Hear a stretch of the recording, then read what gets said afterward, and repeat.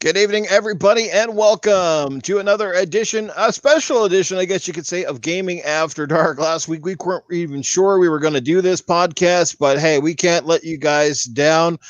We are here. We are ready to go. It is a special day, unless you've been living under a rock. You know what day that is. It is November the 10th, and it is the new Xbox Series X and S launch day, and I'm seeing a lot of happy campers out there, seeing some disappointed ones as well, including some of the people on this panel. We'll get right to it. We're not going to do big long intros. I think for the most part you know most people here, but we will introduce them. We'll start with our panel members. Looks like Titan Drago though is missing in action, and we have Dr. Disrespect with us tonight. What's up, Doctor?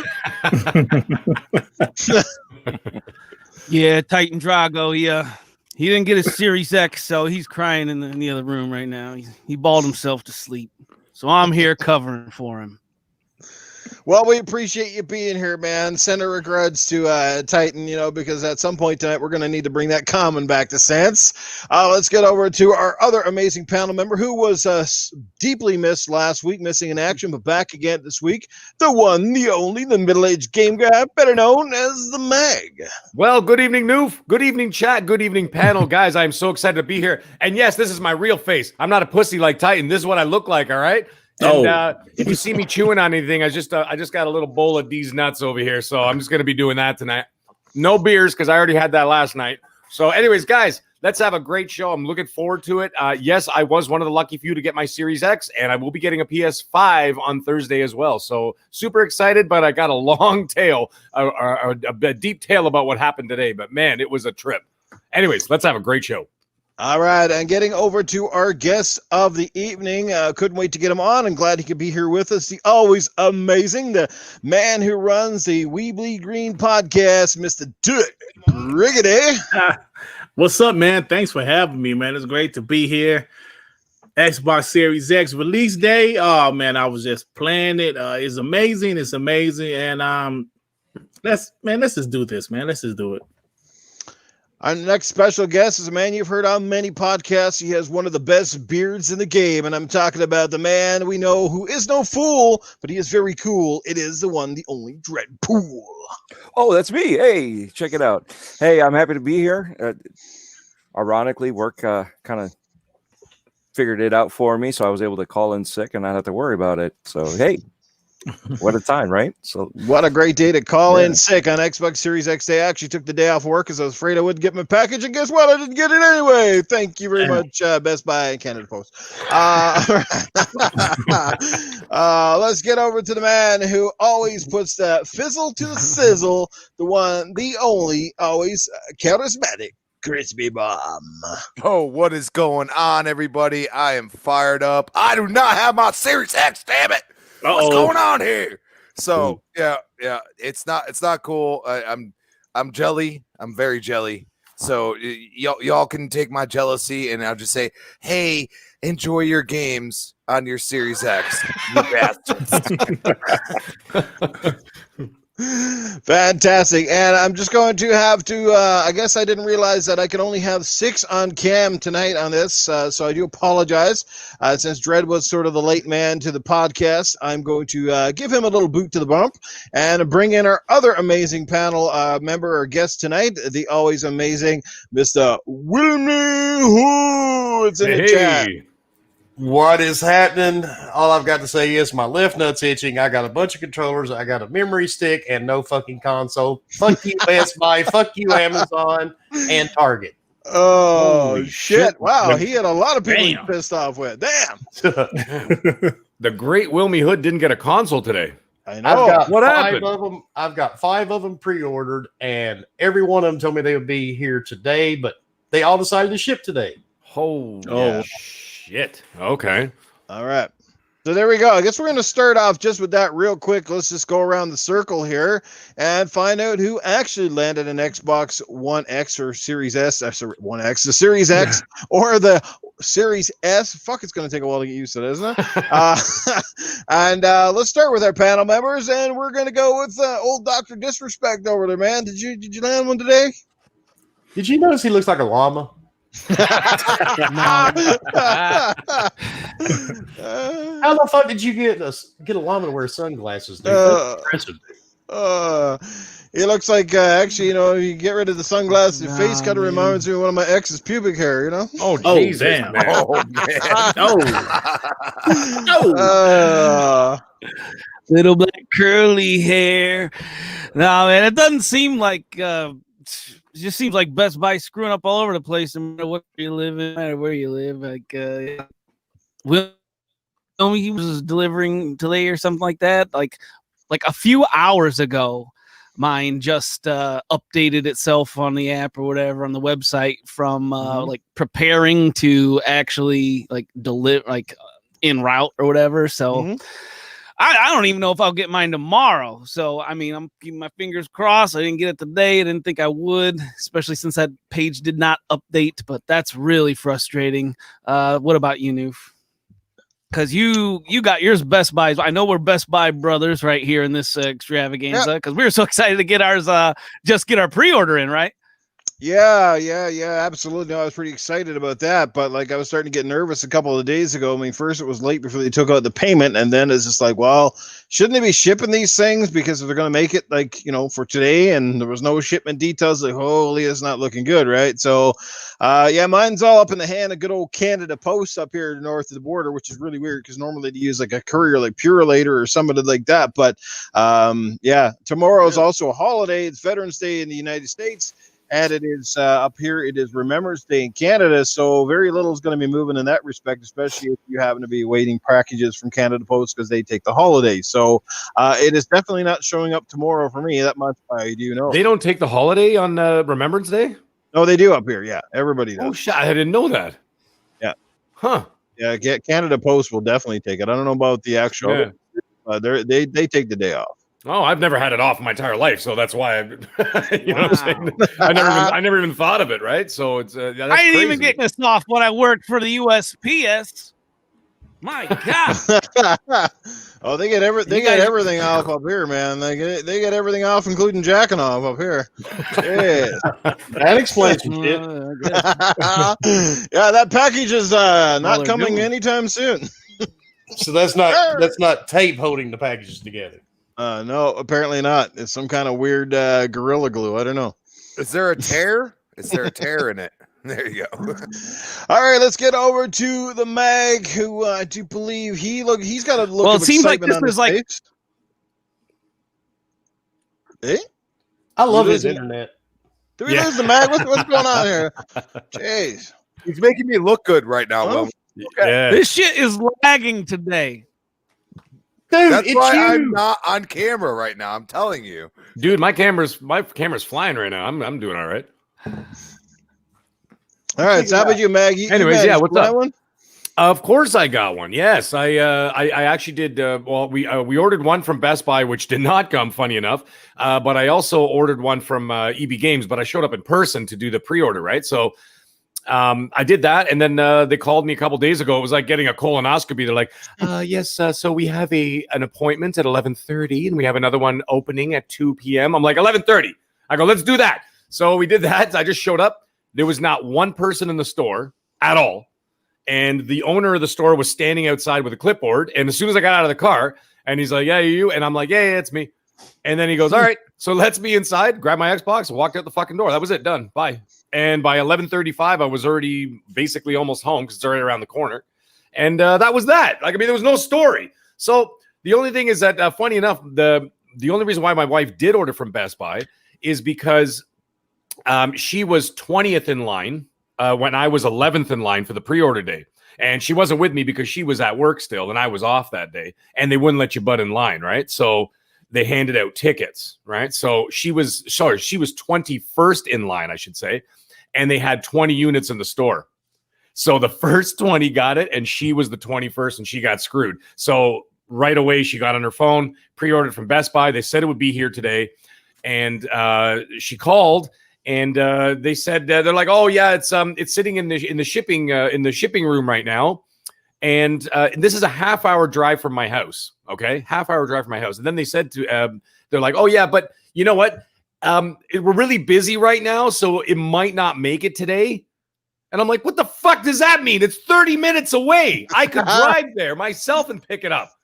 right? But they wouldn't. But anyway, they wouldn't go for it, right? So they're like, well, whatever. And they're like, we'll get it to you latest by Friday. I'm like, fuck that shit. Friday. I'm like, shit. can you imagine? And it's sitting in their shipping room. Yeah. And they're like, yeah, we're too busy. I'm like, how long does it take to deliver packages?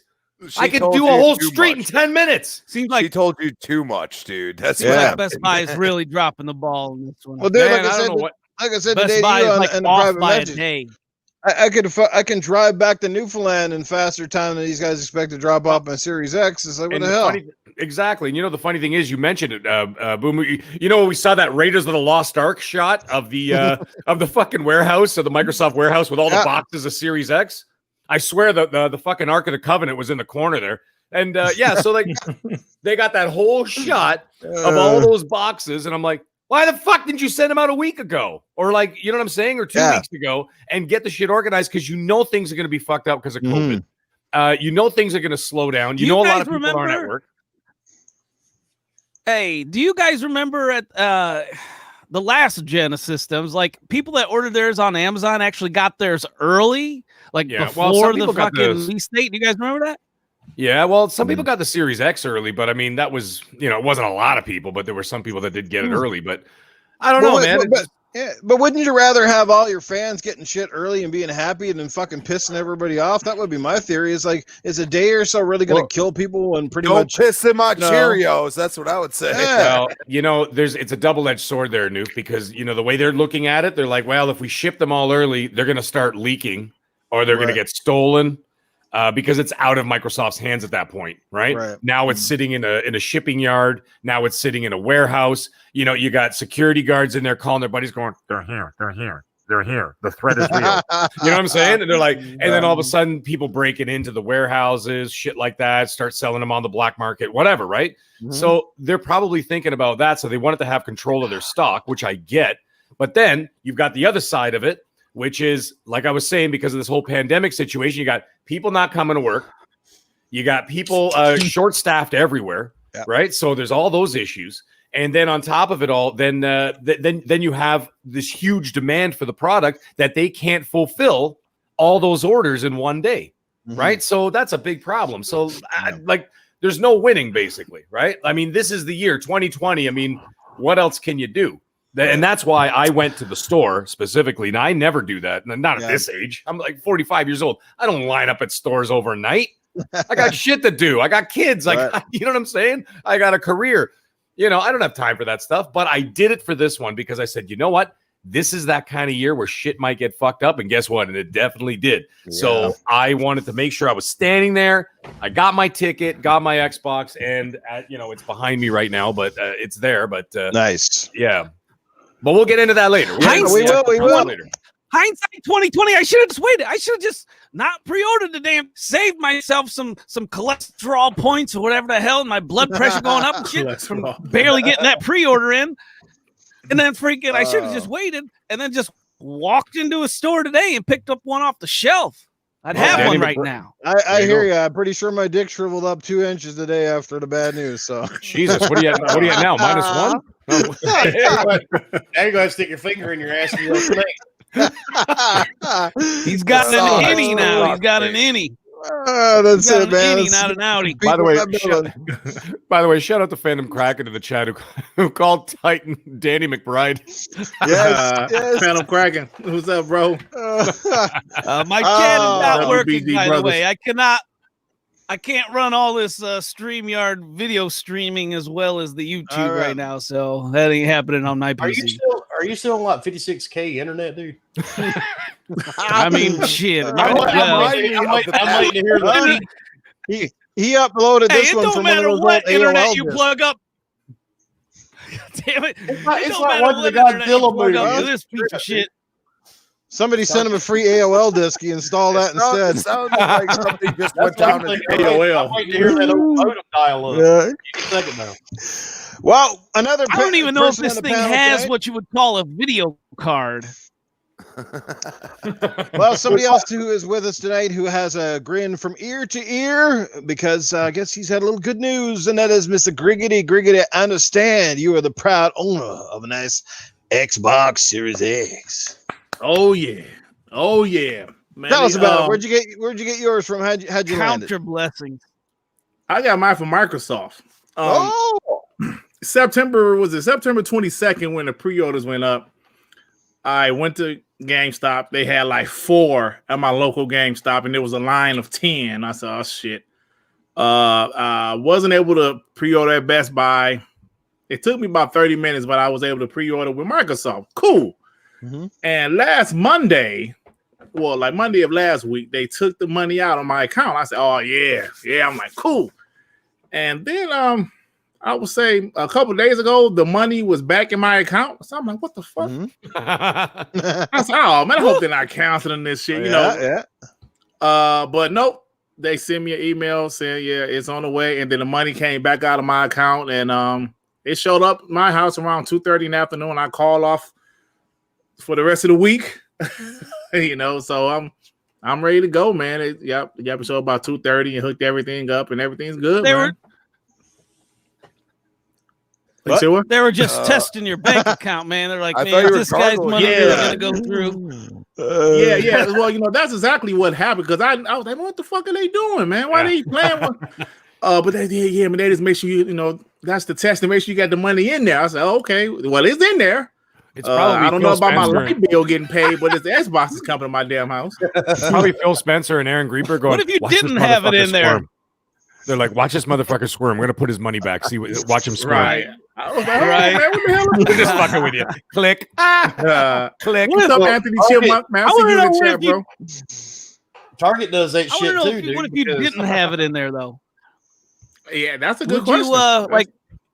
would you get a very different phone call the next day or something? You know what I'm saying? Like, That's a damn good question, man. Bill Clark, you pre-ordered the Series X. You get you call from a loan shark or something talking about they want your limbs if you don't pay up real quick. It gets real at that point. Or my bank would have, paid that hell of an overdraft, and they'd have been on my ass after that. Hey, you got this hell of an overdraft in your account, buddy. All right, just before we get to coming after you either way.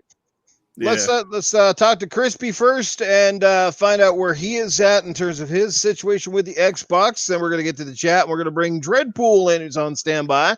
So, Crispy, I think you're in the disappointed group, but I don't even know. Did you even pre-order this one, Crispy? I couldn't pre-order it.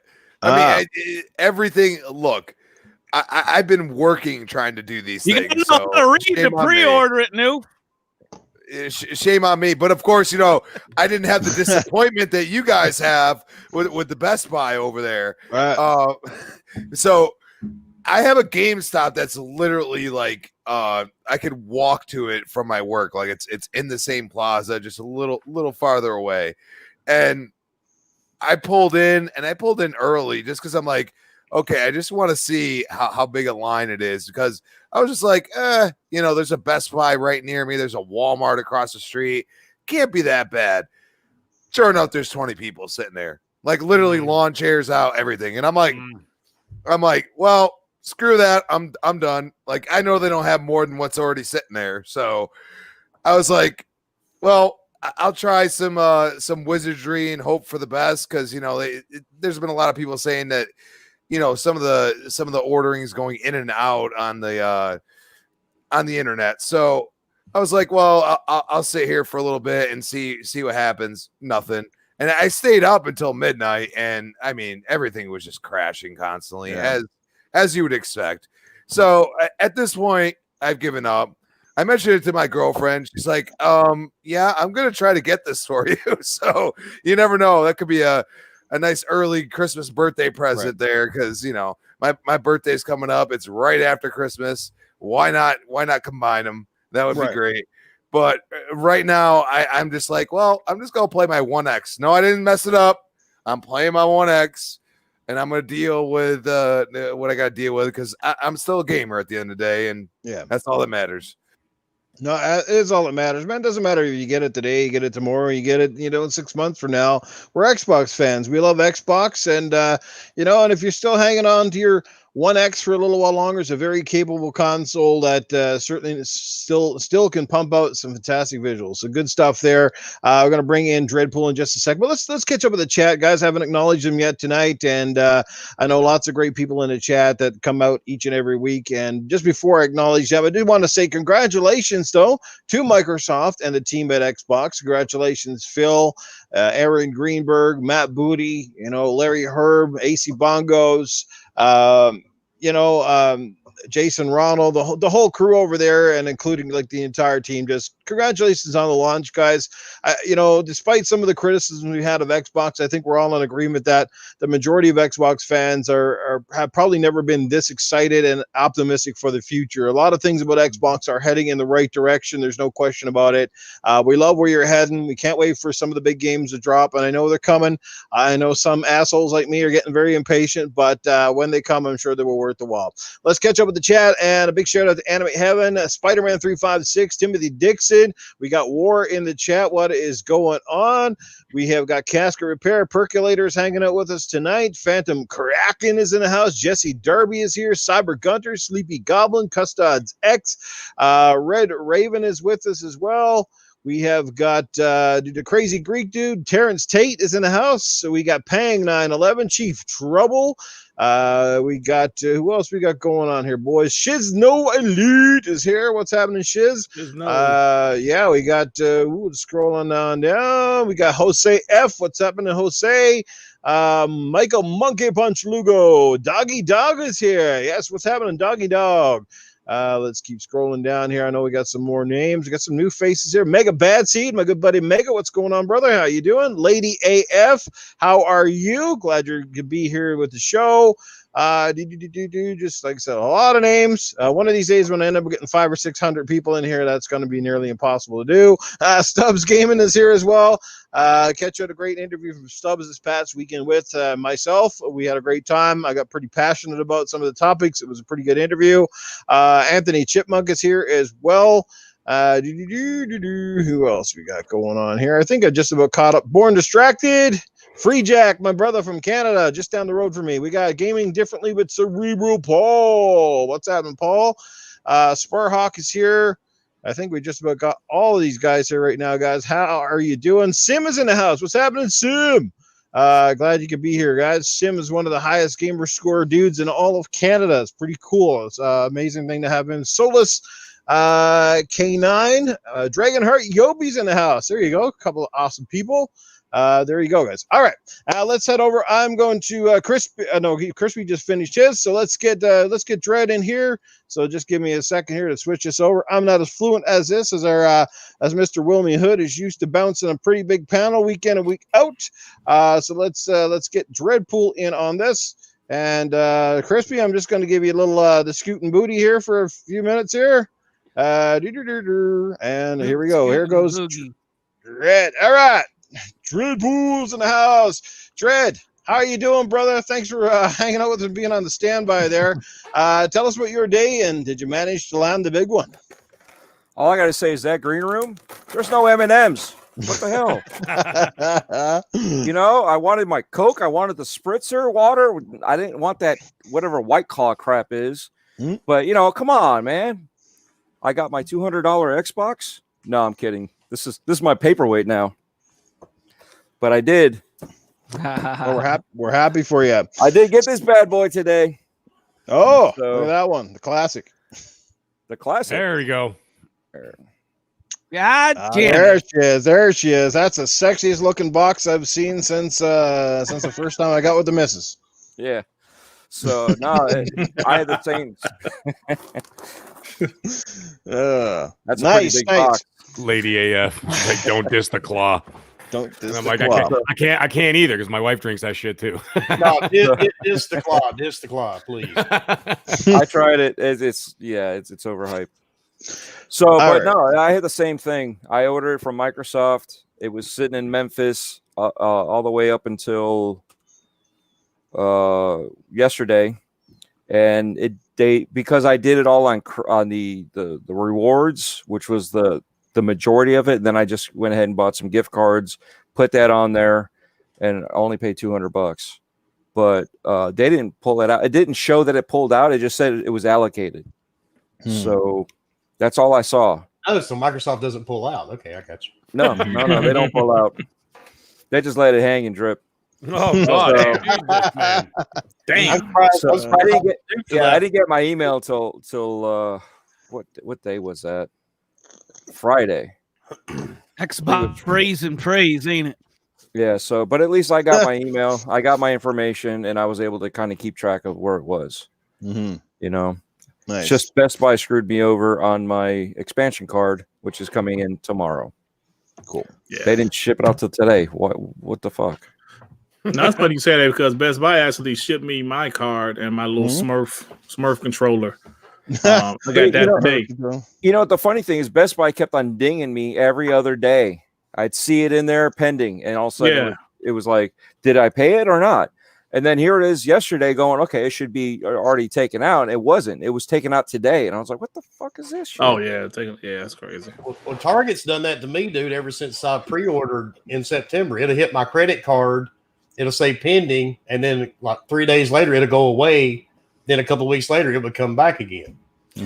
I heard somebody had the same thing happen to them where they had to call up and say, no, it's what we wanted. We did want this, just because they pinged it so many times that they actually had to give out a different credit card so that way it would continue processing and they wouldn't lose their pre-order. But the weird part with Target, mine kept saying they were going to ship and be here today. But then they never shipped. And then this morning, then it said one had shipped. And then around 3 o'clock this afternoon, the second one had shipped. But then Best Buy was supposed to have them here today. And they kept saying they were arriving today. But then when I logged into the app and clicked on it, it was like, oh, they were delivered in Louisville, Kentucky. I'm like, well, motherfucker, I'm a long way from Louisville, Kentucky. You know, it was strange. And then I got the dreaded email from Amazon last night about 6 p.m. Except mine wasn't as bad as some people's. Mine doesn't say December 31st. It says something like it's sometime around the 1st of December. But yeah, so I mean, I had these things pre-ordered day one, but it's not a big deal. It'll be here sometime between tomorrow and Monday. I've had a busy day anyway, so it wouldn't have mattered. Yeah, apparently so, according to your message in the private chat. Yeah. It's damn. a really fucked up day. So let's just say Wilmy deals with a lot of real life shit, people. Real life shit. So no wonder you can put up with so much of on the fucking social media, but oh dude, that's what I tell everybody, man. You can say what you want about me on social media. I'll laugh at you, shake my dick at you in the stream, and just laugh. Yeah. Because there's nothing you can say that's gonna hurt my ass, trust me. No, he has seen shit that will turn other people green. Speaking of the green, let's catch up with the super chats. Doggy Dog 420 dropping $1.99. Happy launch day, all-star panel and chat. Thank you, Doggy Dog. Dude, you are one of the most dedicated podcast listeners. We appreciate you. Thanks for the super chat. Let's scroll down. Our good old buddy Percolator 9000 drops $5. He says, went up to my GameStop at 9:30 a.m. and there was 30 people in line trying to get extra ones, but the store had like 4, but went in and walked out. Yeah, sorry to hear that, man. That kind of sucked. I was standing outside my local The Source store up here, which would basically be Radio Shack in the US, and they only had 4. There was about 8 people in the lineup when I showed up there, and this is probably about almost 2 hours before the store opened. Wow. They only had 4, and because I was hoping basically what I would do is if I could get one today, I was going to try to buy one in the store, and then I would just sell my other one when it showed up, but it didn't work out that way. So whatever, it's all good. Yeah, it really sucks. Where was I at here? Real quick for the people that are obviously on the panel here right now that have got one today, just your first impression is what I want to know about the Series X. Kind of what kind of went with your mind when because one of the things that impressed me about it that I've seen from the unboxings is this thing probably has some of the most fanciest and coolest looking packaging. I know that's very. In the grand scheme of things, that's kind of irrelevant, in the grand, but it is kind of cool. It feels like a premium product, a premium package, and seeing people on boxes saying, damn, that is really, really cool. Absolutely. Yeah, so I'll start with Griggity on that one. So Griggity, what was your impression just from the packaging and setting the whole thing up? You know, obviously you see it on pictures, you see unboxings, but when you finally get your own hands on it, you know, what's your take? You know, as a man that's 44 years old that has Damn, you're old. Bought damn near every system that you could think of. The packaging of the Xbox Series X, it was so premium that the black little wrapper that is wrapped up in, I was like being so extra careful with it because it's like the way they wrap this console up, like the way just the whole package was, the box just opens up easily. They really took their time with it, and you can tell that they really wanted this console, even the Xbox Series X, from what I've seen, to seem like premium consoles. Just, you know, they're really taking their time with it, you know. So it looked great. Did you lift your pinky when you were opening it? Absolutely. I was lifting like this. First of all, I got my last Lysol wipe the box down before I open it up. Yeah, it was really dope. We licked boxes when they came in the door. They should have shipped it with a pair of Larry Herb gloves. What do you think? Right. Those white gloves.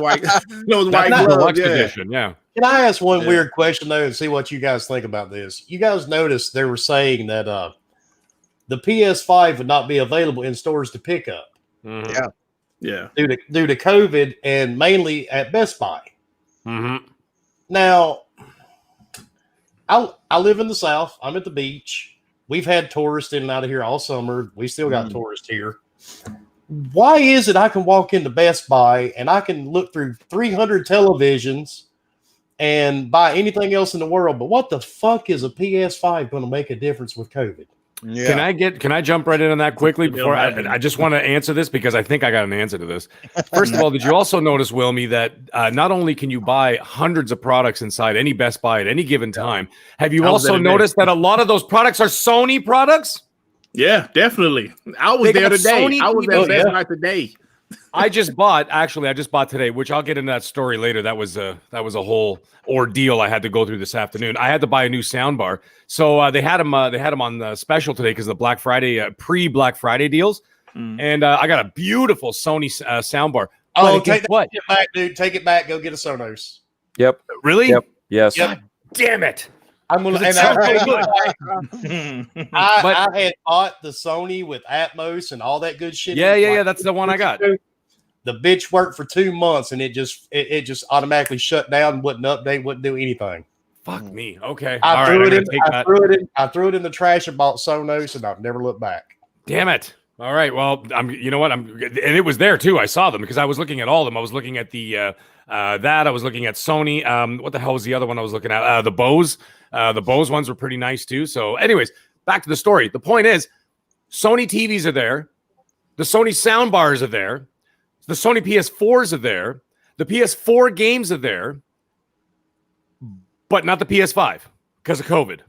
Yeah, and that doesn't make any sense. I could go in there and buy 300 different covers for my fucking telephone, but for some reason the PS5 is going to bring in COVID. And you know what it is? And I'll tell you exactly what it is. Because when you sell digital only, you can hide your actual available numbers behind a digital wall because no one can actually see and no one can actually count. Right. So they could just say you can go to every single website and it says sold out, sold out, sold out, sold out. You're going, wow, they must be doing awesome. Well, in fact, they probably got fucking zero. You see what I'm getting at? Damn, that's a great point. And they can hide behind that digital wall. Sorry, go ahead, brother. I also have this odd theory, and I said it before we came to the show, and I don't know if any of you guys might pick up on this. And it's kind of because, like about a week or two ago, Walmart was saying they were supposed to have Xbox Series X's in store on the shelf. They at least would have limited availability, but at least some. And all of a sudden, out of the blue, because of course, COVID numbers are spiking, especially up in Canada, we're starting to see an increase. Well, now they're not selling anything; they're driving it all to online, right? But I'm also thinking, and this is probably the conspiracy theorist in me, but you also think that it's a possibility that because Sony's numbers are so drastically low and they already know they're going to have massive trouble meeting any type of demand, that perhaps there's a bit of a thing with the retailers to keep Xboxes off the shelf so Xbox doesn't completely annihilate and dominate this whole holiday season. Because what's going to happen if Xboxes are in the store but there's no PlayStations because they can't meet the demand and Xbox is closer to doing that than they are, then what's going to happen? Xbox Series S is going to sell, Xbox Series X is going to sell, and PlayStations aren't going to sell. But guess what I saw in the store today at my local Shoppers Drug Mart? Lots of PlayStation 5 controllers, but they ain't going to have systems. They ain't going to have no fucking consoles. Well, we had systems here because when I drove by GameStop this morning, the GameStop near my house, they open at 10 a.m. I happened to ride past it about 9:30. There was a line all the way down the sidewalk, and they were letting people in the store, and people were walking out with the Series X. And the Walmart is sitting right across from the GameStop. Well, I got it. People were coming out of Walmart with them. What's that, Laggy McGee? I gotta ask you guys, those that have started downloading games, those of you so Griggity and Mag, because Dreadpool rained on my parade earlier. So Griggity and Mag, you guys have started downloading games so far, right? I gotta know if you've noticed the difference in your downloading bandwidth, because I've seen multiple comments now about how people are downloading at like 800 megabits a second when they usually are nowhere near that. Yeah, I can confirm that I downloaded what the hell was that game? Tetris. What the new Tetris? What's it called? Tetris Effect. Yeah, Tetris Effect. I downloaded it in 3 minutes and 4 seconds. Oh, Titan, you're not going to do that with your internet, brother. I can promise you that. Now, mind you, my internet's fine and my computer sucks. At my house, I got mini dude. Buy a computer; they're really cheap now. Well, I got 5G fiber optic internet here, so it's absolutely blazing. But it was held back by the previous hardware. It wasn't my internet that was the problem. Yeah. But now I got this beast, right? And I downloaded that game. Oh, by the way, I should have put it in a better context. That Tetris Effect is actually a 5 gigabyte game. Oh, okay. So 5 gigabyte game, and it downloaded in 3 minutes 4 seconds. Wow, 5 gigs. That's fucking nuts. Now, Griggity, did you get a chance to look at yours? Yeah, my story is a little bit different. I mentioned in the pre-show how, for some reason, my Ethernet cable, because I like to, have my Xbox consoles hardwired. Yes, it didn't recognize my Ethernet cable. I don't know why, and it still didn't. I will try it again tomorrow, but it didn't recognize my Ethernet cable, so I had to do the Wi-Fi route. And the first game I tried to download was NBA 2K21, and that's a 100 gigabyte game. Yeah. So I don't know what's going on. Maybe my Wi-Fi is shit. It's usually not shit, but it's been taking like all day. It finished about maybe 40 minutes ago, so I wasn't able to play anything else. Now I did notice while I was actually playing 2K right before the podcast, some of the other games was like downloading much faster. I'm not sure why. I don't know. Maybe it's the NBA 2K thing. I don't know. But the actual console itself, when I played the first game, NBA 2K, from picking your team to getting on the court, it was literally like 2 seconds. It was amazing. But yeah, besides that, yeah. Wow. That's the one thing. That's what I can't wait. I'm actually. This is going to sound like super first world problems here, but I'm so used to turning on a game and then just checking my Twitter. Absolutely. Hey, you're right. Yeah, me too. Like you turn on a game, right? Yeah. See, Dirk gets it, right? And like you turn on the game and I'm like, let's see what's going on here. And then, but now, and I think I tried 3 different games today because I didn't have a whole lot of time because, like I said, I'll get into the fucking drama later as to why I didn't get to play so much today. So anyways, I turn on the game. I look down. It's already loaded. Wow. It's already there. Yeah, so like man. I literally put my head down. I go, what the fuck? It's already there. And I even tried Fortnite. Now I tried games that take a long time to load. So what I did is I tried Fortnite because I do play with my son. He's just a little kid. And him and I play online together. He plays in the other room. I play on my own TV. And so I turned it on. Now, I don't know if anybody, actually plays like a lot of Fortnite or whatever, but I gotta tell you, Fortnite loading is fucking atrocious, especially from the startup all the way to like getting to the actual to the lobby, right? Yeah, but you should never load that game anyway. I know. Dude, I only do it for the boy. I would never play it on my own. But I gotta tell you, it loads so fast that I didn't even have time to pull my phone out of my pocket. Yeah. And it's already there. Now, however, I will say one thing. So far, I've noticed that I've heard a couple people talk about it. Quick resume between games. I have not had that. That has not worked for me yet. Mm-hmm. I tried it a few times and it didn't work. So they said it there was a patch. It did? It worked for you? It worked for me, yeah. What time did you do it at? Like, was it like right away or like tonight? Yeah, about 2 hours ago. Oh, okay. I haven't. See, the last time I checked, 2.5 it was hours ago. Yeah, and the quick resume didn't work. And I went to their webpage and they actually said list of day one issues that they're working on, and one of them was quick resume. Funny enough, so I tried it and it didn't work for me. So you know what though? Not all games work with quick resume right now. That is true too. Yeah. Right. You're correct. A lot of them do, but not all. Yeah.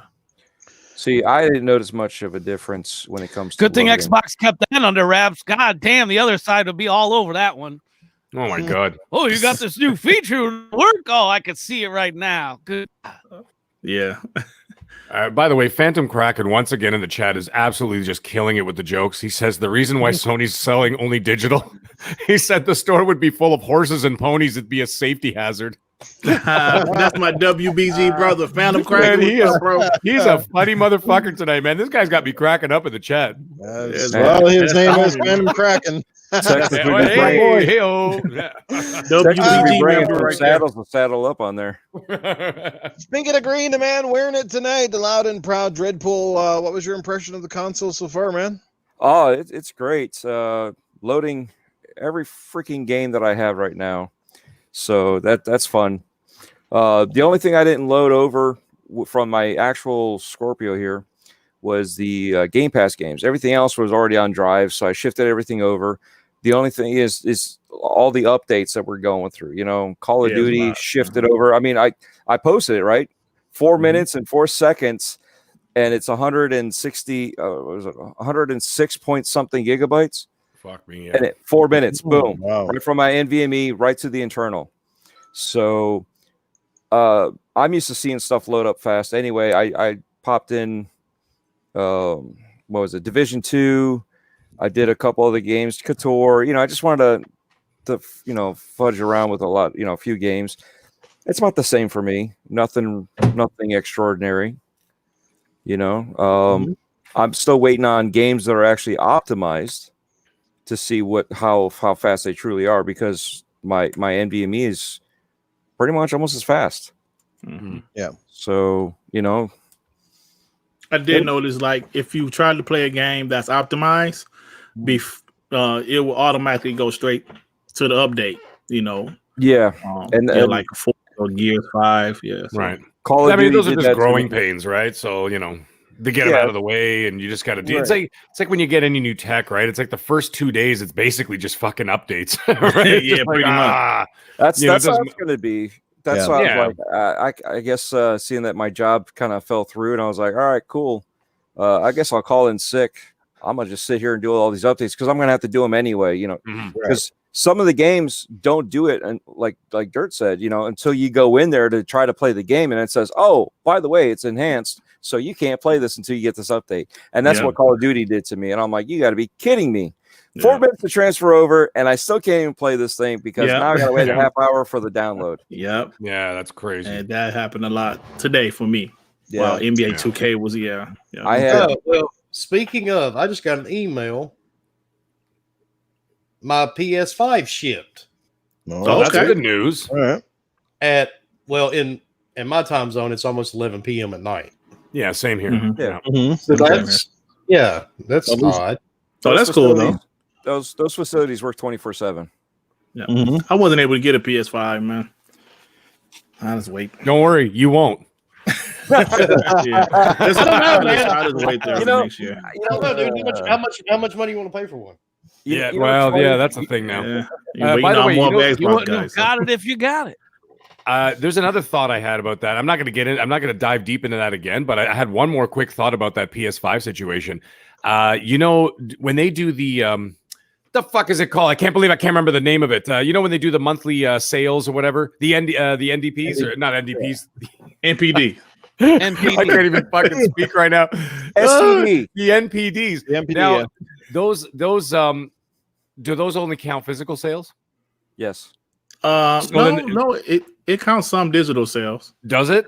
Okay, Yeah. I'm just curious. It was just a thought. I was just throwing it on the wall to see what would stick because I'm like, maybe that would be a thing because it'd be able to mask their MPDs. Right. Speaking of digital, does anybody have a digital PS5 reserve? No. Like, yeah, I mean, do they? So is there? Yeah, I have one. I have one on reserve standby. Yes. Oh, you do? Okay. Yeah, I'm wondering. Those says things it's are not more guaranteed to rare come- than rainbow unicorns. Yeah, I know they're not 998 to 2 ratio. Yeah. Absolutely, because I'm not they're guaranteed to losing get a tons of Thursday, money though. on that digital, Okay. and they probably didn't make that many of them. If they made, say, for example, 2 million regular $500 PS5, they probably made 50,000 of those digital ones. I go to the coming in, Facebook. Yeah, we Marketplace. covered that on the show. Didn't this Yeah. day coming in December 23rd, 2021? Mhm. What? What's that? Oh my god! For half a second there, I was like, "What?" 2021. Yeah, exactly. What was I going to say? Actually, I went to the Facebook Marketplace just to see what people are selling them at, and then I was looking at scalpers and stuff. Right. I would say that 99% of all the scalpers out there have the disc version. Yeah. I think maybe Yeah. there was only 1 or 2 that I saw that had a digital version of it. Yeah, there's not The that rest many was of all them. disc. So I mean, they're not pushing it because they're not making them. Yeah, Right? They definitely. want to get I those agree. disc ones out because they want to charge more, right? Yeah. Yeah, I think they just Absolutely. wanted to show face. My guess is that they just wanted to show face against Xbox's Series S. 100% agree. Like, That's you know what I'm exactly saying? And then they're showing up to the party without bringing their own drinks. They're bringing all your shit. I agree with you Guys, we're getting wholeheartedly. destroyed over here. What do we do? Just take the disk drive out, make 5 of them, and, All right. and tell them we got a lot of them. All right, guys, we gotta keep moving the show along. We're about an hour in. We still got a lot of things I want to kind of get into. We're gonna bring Crispy Bob back here in just a second. Let's acknowledge the chat real quick. The gamers in the house. What's happening, Stubbs? What's happening? Like I said, Shizno Elite is here with us. We got Joe. Oh, Joe Dunmore is here. What's happening, Joe? Juan Castillo is here. Pure Flack Monkey. What's happening? We got Ashtray Gaming in the house. Crazy Greek dudes with us. Jay Slaya. Jay, what's going on, brother? Thanks for being here. Pong Soul is up in the house. What's going on? Pong HR Soul. Bomber is here. What's happening, HR? The doctor is in the house. Yes, indeed, and including Dr. Disrespect on the panel. Pretty cool. Juno is 23. How you doing, brother? Glad you could be here. Thanks so much. Captain Crunch has been hanging out with us. Great list of people, guys. Thanks you so much for your support. We hope you're enjoying the show so far. But you know what? We can't talk about the future without acknowledging the past. And for a lot of us, we don't really know the backstories on how a lot of us became Xbox fans, what Xbox we actually started out with. You can't just assume we all had the OG from 2001, but we're going to get into that. So that is my question. We're going to go around here. Like I said, we're going to ask everybody here. So it's going to look like this. I want to know, did you have the OG Xbox? Where do you remember getting it from? What was the first game you remember playing on it? What was your favorite game you remember playing on it? What were things you liked and disliked about it? Try to keep this moving really quick. And we're gonna go, I guess, on my screen, on my screen here, it would be my right shoulder, but it'd be the left. So we're gonna go with Griggity. Head over to Titan and go down the list. So Griggity, how about your remembers of the OG Xbox? Where did you remember buying it? Like it was something you pre-orders weren't a big thing back in the day. You pretty much walked into a place and bought it. So tell us about your OG Xbox memories. Well, first off, I would say when I heard that Microsoft was making the console, I was like, Microsoft was making the console. Nobody want that shit. That was my initial thought. Honestly, I was a PlayStation 2 guy, like most of us was at that time, and so it was like maybe a year after it came out. I believe it came out in 01. Yes, yeah. So this is around 2002. Yeah. A friend of mine, he would tell me about this game Halo, and they will have these parties where they will, have 4-player split screen. So I said, okay. So I went to one of the parties, and I honestly was blown away. I was like, that Xbox is pretty dope. So maybe a few weeks after that, I went to a GameStop, bought me an Xbox, and I was a PlayStation 2 guy at the time. Mhm. And when I got that Xbox at the crib, not only did Halo and some other things blow me away, but some of the features that the original Xbox had, like putting a CD in there and being able to rip your music onto the original Xbox was crazy. Oh, yeah. And man, and that shit was crazy to me. I was like, oh my God. And so I started to slowly become an Xbox fan. But when Xbox Live launched, it was over with then. And was it 2004 when Halo 2 came out? Mhm. Oh man. The racism online was something that I've never heard in my life. But at the same time, it was so fun. You know, like as soon as I talked, I bet back in those days, Jesus. Because that was obviously There were before like Party notes. Cat. It was racism. There were like But at no the same terms of time- service. Oh my God, it was nothing.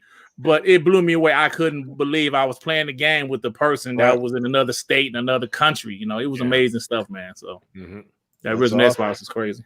So what was you probably already just said it. What was your favorite Xbox game? Well, I would say, actually, Halo introduced me to the Xbox, but a game I absolutely loved on the original Xbox was it Riddick? Yeah. Ooh, Yeah. yeah. That Riddick game was the Butcher Bay. I can't think of the name of it. Chronicles of Riddick Escape from Butcher Bay. Escape from Butcher Bay. That game blew me away, man. Blew me away. That So game, that was one of them. that game did not belong on the OG Xbox. That game looked like it belonged today. Yeah.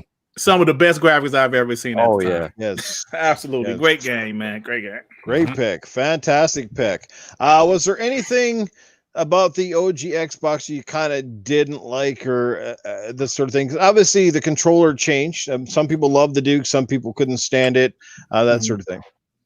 Well, by the time I got it, the Duke was already it was the smaller one. Right. Something I didn't like. I can't think of anything off the top of my head right now. I'm sure there's something. But yeah, I'm sure there's something, but I can't think of it off the top of my head right now. But that Alright. I became an Xbox guy though. All right, let's head over and talk to Mr. Disrespect there, Mr. AOL over there, Titan Drago.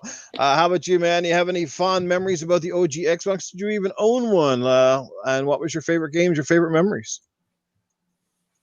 Yeah, I actually got a lot of similarities to Griggity over there. The ripping CDs. I actually forgot about that. So thanks for bringing those memories back, man. That was that was a good time, and I spent a lot of time doing that. I did have the OG.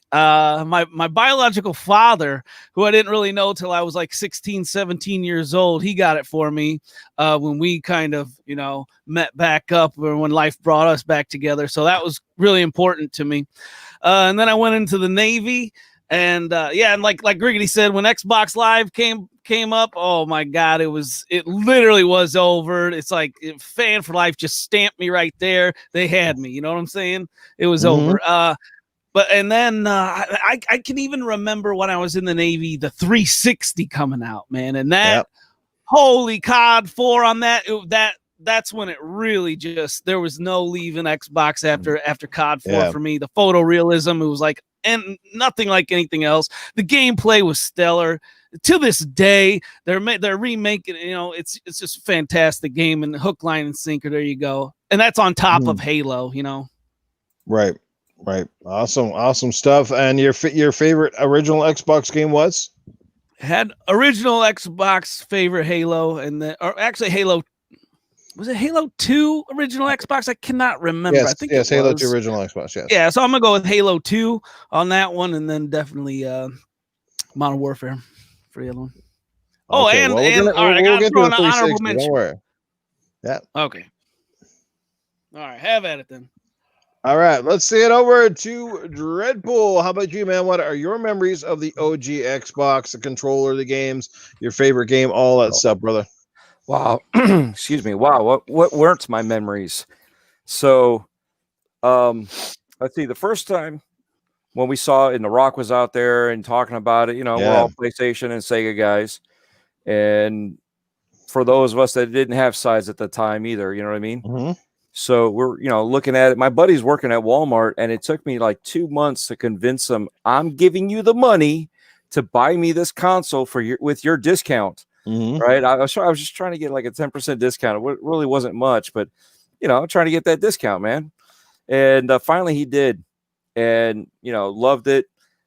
Played all this stuff. Got invited to a LAN party, and I'm like, I don't have a computer for this stuff. You know what I mean? I have a Xbox. We can do that. If anybody has one, we can hook it up and all this. Next thing you know, we're at this LAN party and we're all playing on my Xbox. My buddy's looking at me like, this is fucked up. Like, we're here to play with these other guys with their computers and shit, and here's everybody just huddled around this machine. Made new friends that night too, through this thing, and still lifelong friends to this day. I still play with them every so often online. They turn around, they packed up because they're like, PlayStation. They packed up everything they had, went and bought an Xbox because of that night. And next thing you know, everybody's bringing over Xboxes to this house so we can play Halo.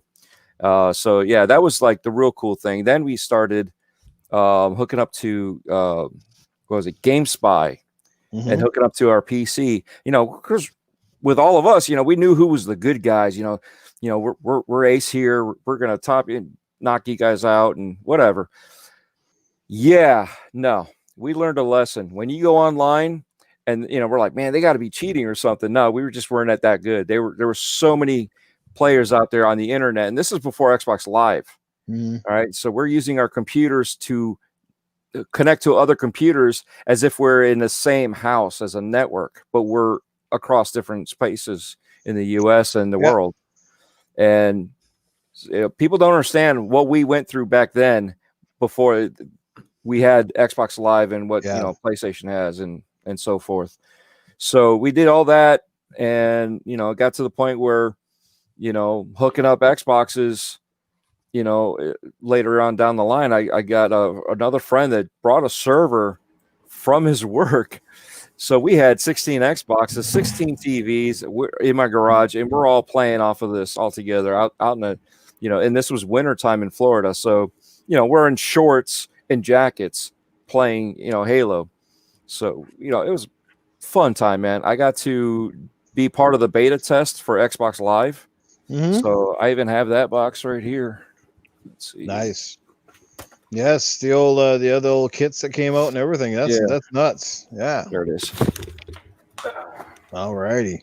Good stuff, man. Really bringing back the memories. I like it. Let's get over to man. So did all that, but so obviously Halo is going to be my OG Xbox game. Look at that, guys. I remember that. You throw that out there. Blood Wake, that was a fun one. Brute Force. There are so many good games, but one of my favorite sports games was the NFL Fever. Yes, that they used to have. Now we're getting into it. All right, let's get over in Wilmy Hood, brother. What were some of your memories about the OG Xbox favorite games, all that good stuff? Morrowind. Dude, Morrowind. Yeah. The funny part, back then it was EB Games. I walked into EB Games, and at the time we only had like 2 of them in the whole city. And I walked in there one day. I think I was looking for you remember on the PS2 you had the additional thing you could plug into the port to plug in additional controllers, whatever that thing was called. I went in to pick one of those up because a bunch of friends are coming over. We're going to play SSX Tricky. If you guys remember that. Yeah. And so went in to pick this up, saw this big giant box sitting there on display with a little monitor. And I was like, Jesus Christ, this thing's huge. What is it? And the guy comes over and starts telling me about it, And needless to say, I walked out the door with the damn thing, all 58 pounds of it. And like Dread, I was actually a beta tester for Xbox Live when it came out. And I think I bought Dave Mirra, Freestyle, Morrowind, Fatal Frame, if you remember the game Fatal Frame. I remember it, loved it. And dude, I stayed in Morrowind forever. And that was the main reason I actually bought the 360 because I still remember I had the boots of blinding speed. I remember the goddamn boots I had in that game. Yeah. The funny part, I've been gaming since Jesus Christ, since Jesus was on the throne at some point. But the funny thing was, after that, I just kind of swayed more towards Xbox. I mean, I've always owned everything and always been a PC gamer, but after that, I just always made it a point to have an Xbox. Yep. Nice. Great stuff. And my wife, to this day, if she hears the theme from Morrowind, she will take off running out of the house and screaming. Nice. As soon as you said take off, I thought you were going to go somewhere else with that, but no, I mean, she just, because dude, I would play it in the living room and she would be sitting on the couch, and every time because you remember the theme music that would play, it would put you to sleep, dude. But luckily, on the original Xbox, you could actually make your own soundtracks. Oh, you could actually put music on there. So she forced me to put music on that Xbox so she didn't have to listen to the fucking music from the game. Right. Even my dog would go to sleep, dude. it was so legit. The boots of blinding speed, because it was on. They had to be so creative with the way they did things back then. So what the boots of blinding speed did for you, it actually blacked out your screen, and all you could see was the little mini map in the corner. And so you're just like this little arrow really dashing across the mini map fast as hell, but you don't see anything because the game, it couldn't load that shit that fast back in the day. So they had to get creative with it. It was really impressive. Yeah. Let's give a shout out to the chat real quick. It's your boy Matty P hanging out with us. We got Abacab here as well. What is going on, Abacab? The gamer is in the house. Jesse Darby still hanging out with us here. Doggy Dog, Jago Coogan, Axel 1324 is in the house as well, guys. Thank you for being here. I think we're up to our new record tonight. We're at 65. I saw just under 70 a few minutes ago. So thank you guys for that. We weren't quite sure how many of you guys would come out at all for this podcast tonight, but I'm glad to see that you're here and people are enjoying. Yes, appreciate the likes. See, we got one thumb down, so we can't please everyone, but that's okay. Let's find out. You can't blame that on me tonight, Noof. It was Titan's lag at the beginning of the show. Pissed me off. I hit that thumbs down. That's it. Sorry. It was Crispy Bomb. I can't help it. So we got Dr. Jinglenut to say. Surprised I don't have 5 thumbs down right now. Everyone on the panel. Unruled Grizz, his birthday is tomorrow. Well, happy birthday in advance, Unruled Grizz. Your birthday's right after the Xbox launch day, so that's kind of significant. Yep. That's pretty cool shit. Mag, what do you remember about the? We're gonna get to Mag then Crispy, then I'll weigh in real quick. So, Doggy Dog's always here. Yes. So, Mag, what do you remember about the OG Xbox? Where you picked it up? What your favorite game was? All that good stuff, brother. Well, you know what I remember about it? I remember never owning it. Oh, really? Swear to God. My journey with Xbox started with the Xbox 360, which we'll get into, I would imagine, later. All right. I never, ever got the console. I wasn't interested in it. I don't know why. I saw Halo. I played Halo at a friend's house. Mm-hmm. I'm like, all right. And that was it. It was just like, it was all right. I'll play it here.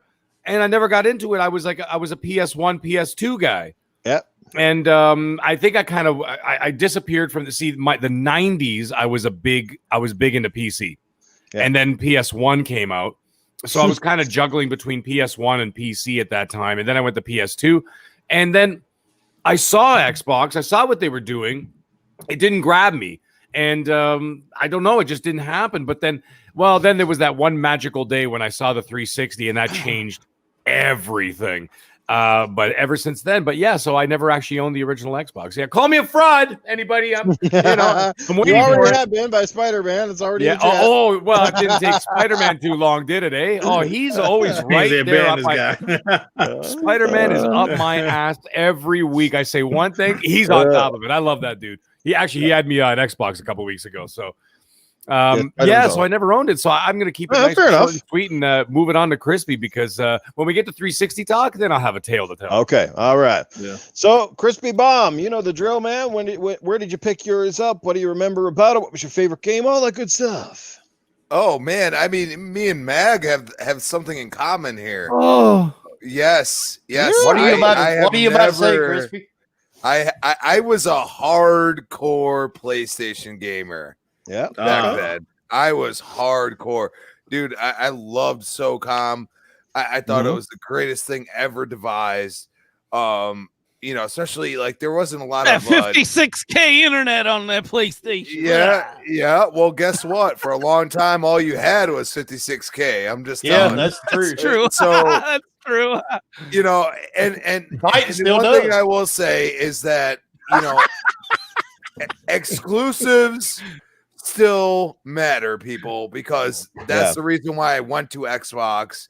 And obviously, you could just see it in my picture right now. You have to understand that you play one game and it just grabs you, and that's what it is. But the beauty of it is that Xbox really pushed the new style of being online, and a lot of people hadn't experienced that before, and it definitely wasn't on PlayStation's end. I mean, PlayStation 2 was not trying to do that. And even PlayStation 3, because of its price point, it didn't grab me. I only have a certain amount of money when I'm a youngin'. Yeah. You know what I mean? So, it was one of those things like, what do I do? Yeah. And I was like, well, I'll just play my PlayStation 2 until it dies. I mean, that's the way I had a thought process until we go into the 360, and then we can talk about it. Okay. Good stuff, and we definitely going to touch on the 360. How can we not? But I'm going to follow Griggity on this one, because for me, guys, it's like this. I was a PlayStation 2 guy. I was very skeptical about Xbox coming into the gaming scene. Like, they had no credential there. We knew they were a software company. You knew they were heavy in PCs, right? But man, did they ever have a fantastic launch? Like I said, how can you not forget when Bill Gates himself come out, introduced the Rock, and they promoted this console, right? But I was heavy on PS2. I remember how much hours I was putting into Grand Theft Auto 3, because that was like one of the games that almost changed the landscape for PlayStation 2. And then of course Grand Theft Auto San Andreas came out, and that was like nothing ever before. But then along comes this Xbox. Eventually I started to give in. I forget what time it was, but I remember I bought mine at Walmart. It came with Sega GT and the Jet Set radio game packed in, and I think that was the part that really sold me on Xbox. It wasn't Microsoft, it was actually Sega, because Sega had a pretty good partnership going with Microsoft at the time, if you guys remember, and they did bring out the Sega GT and Jet Set radio and Shenmue 2, and there was a lot of the Sega connection there, you know what I mean? And I really dug that. So that was a big thing for me. I also really liked the Xbox. I like the fact that they borrowed from Nintendo. They were the first ones that had the 4 controller ports in the console. They were also the only one that had a hard drive built into the console. Up to that point, it was all about memory cards. Most people seem to forget that, but they actually had what was the size of their hard drive at the time? I believe it was 20. 32 megabytes or I don't know. It wasn't very big. 20 that was in the 360, but it wasn't on the right. It was the 360. Yeah, you're right about that. It wasn't yeah, you're right. I don't know. So that was a huge thing was for it 2 gigs, maybe? 8 gigabytes, that's Shizno. Yes, thank you, Shizno. Appreciate that. Yes, right. Yeah. And something else too that it did. Again, and I think it was Griggity brought this up, and I remember using this extensively when I bought the game WWF. I think Raw was War, the one that had Goldberg on the cover, and you could actually take the songs that you had loaded to your hard drive and actually bring them out in the games. And you could do that with some of the 2K sports games too. So you could have your own intro music and stuff in the games, and nobody's really been doing anything like that ever since. Absolutely. That was huge. That was amazing for me. I didn't have the Xbox when I had the big fat controller. I got it with the S, and I loved the S. So that was the first. Like, that controller felt really nice. You know what I mean? And all that good stuff. So, but my favorite game overall, again, I got to steal a page out of Griggity's book. I love Chronicles of Riddick: Escape from Butcher Bay. Huge Riddick fan. That game blew my mind. I think it was Dreadpool that said that game looked like it didn't even belong in the Xbox. It was pushing out visuals that had been unseen. PlayStation didn't even get that game because apparently they said it had too much technicalities in it that really weren't all that possible, and it's potential because we didn't see Doom on there either. Remember Doom 3 came out for the OG Xbox? Yep. So there was Doom, there was that. Forza itself. Forza, while the first Forza game may not have dethroned Gran Turismo at the time, it laid the foundation. And Forza was the first one to use. People probably don't notice, but I'm pretty sure Forza was the first one to use the actual tracking line. Remember the tracking line on the tracks? On almost every racing game since then has used the tracking line with the braking. And the course, everybody's been copying that almost ever since. But they allowed the foundation, and by the time Forza 4 came out, Gran Turismo was just a fart in the wind. So they had everything on the OG Xbox, man. That's the thing I love about it. When you look back at launches now, that's how you do it. You get the celebrities that come out, you launch a box, you get people like Sega on board. You have, there's somebody in the chat earlier too. What was that amazing mech game? Mech Assault. Mech Assault was amazing when that came out for the Xbox. Mech Assault. There's so many great games that we're not even talking about. I mean, you had Blinks the Cat. Sure, that wasn't a huge game, but was a good game with lots of concepts in there. Splinter Cell. Remember when Rare came over and they brought out Conquer Live and Reloaded on the and one that nobody's even talked about yet, Ninja Gaiden. That was another game that never went out for the original PlayStation. That blew my mind. When I played that game, I was like, holy hell, this is why I bought the X. It wasn't even Halo. Like, I loved Halo, but I didn't really care for the first one too much. I kind of got into Halo by the time 2004 came out and Xbox Live started to find its feet a little bit, because it took a while to get going. It was like, now we're talking, you know what I mean? And then there was no looking back. By the time I think I got toward the end stages of the original Xbox, I was like, dude, this console is the shit. Xbox knows what they're doing. This is where I'm going to be, man. Crimson Skies. Oh my God, Psychonauts was out there. Yeah. Oh, Jade Fable. How can we forget Fable? I mean, how epic that game was. Like, Notes of the Old Republic, Jade Empire. Talking about it now, guys, is there a system that had a more diverse and crazy lineup than the OG Xbox? You know what wasn't big back then was shooters. And one of the coolest shooters at the time was Black. Remember that one? Black. Actually, that's on I played that the other day. That's actually backwards compatible. Mm-hmm. That's on Game Pass, I think. Yeah, it's actually on Game Pass right now. I was EA. That's right. Yeah, I was scrolling through today and I saw it there. I was like, oh shit! And the sports games. And it I don't doesn't know look what that Microsoft. bad. It doesn't look that bad. No. I mean, why Microsoft also gave up on the sports is beyond, because their stuff was actually pretty damn good for their first time out of the gate. Like NFL Fever was good. That Lynx game was still one of the best golf games I've ever played. Lynx 2004. The NHL hockey was decent. Like they were doing some shit, and people, you have to stop now and look back at the console and go, how epic really was that fucking thing? Hey, Noof, I thought I read somewhere that they had they made a deal with EA. I believe because EA was going to pull their games off of Xbox if Xbox continued to make those Xbox first party sports games. I believe You're probably right. Yeah. You're probably right. They had a hard time finding a niche. Plus, I think they charge a lot less for their sports games out of the gate. And they did the same thing with Sega too, right? They forced Sega's hand, and that's why Sega created their own division and made those amazing 2K games. And that's why you never saw a EA sports game, a EA game, period, on the Dreamcast. Yeah. Yep. So I'm going to leave it there. I think I kind of summed up the original Xbox launch pretty well there on that one. And of course, Xbox Live, guys, continues to lead the pack. Xbox, borrowed a lot from Sega, but they really took it to a new level. So let's get back over here. Let's give a shout out to the channel, the chat. Hyperfan Gaming's here.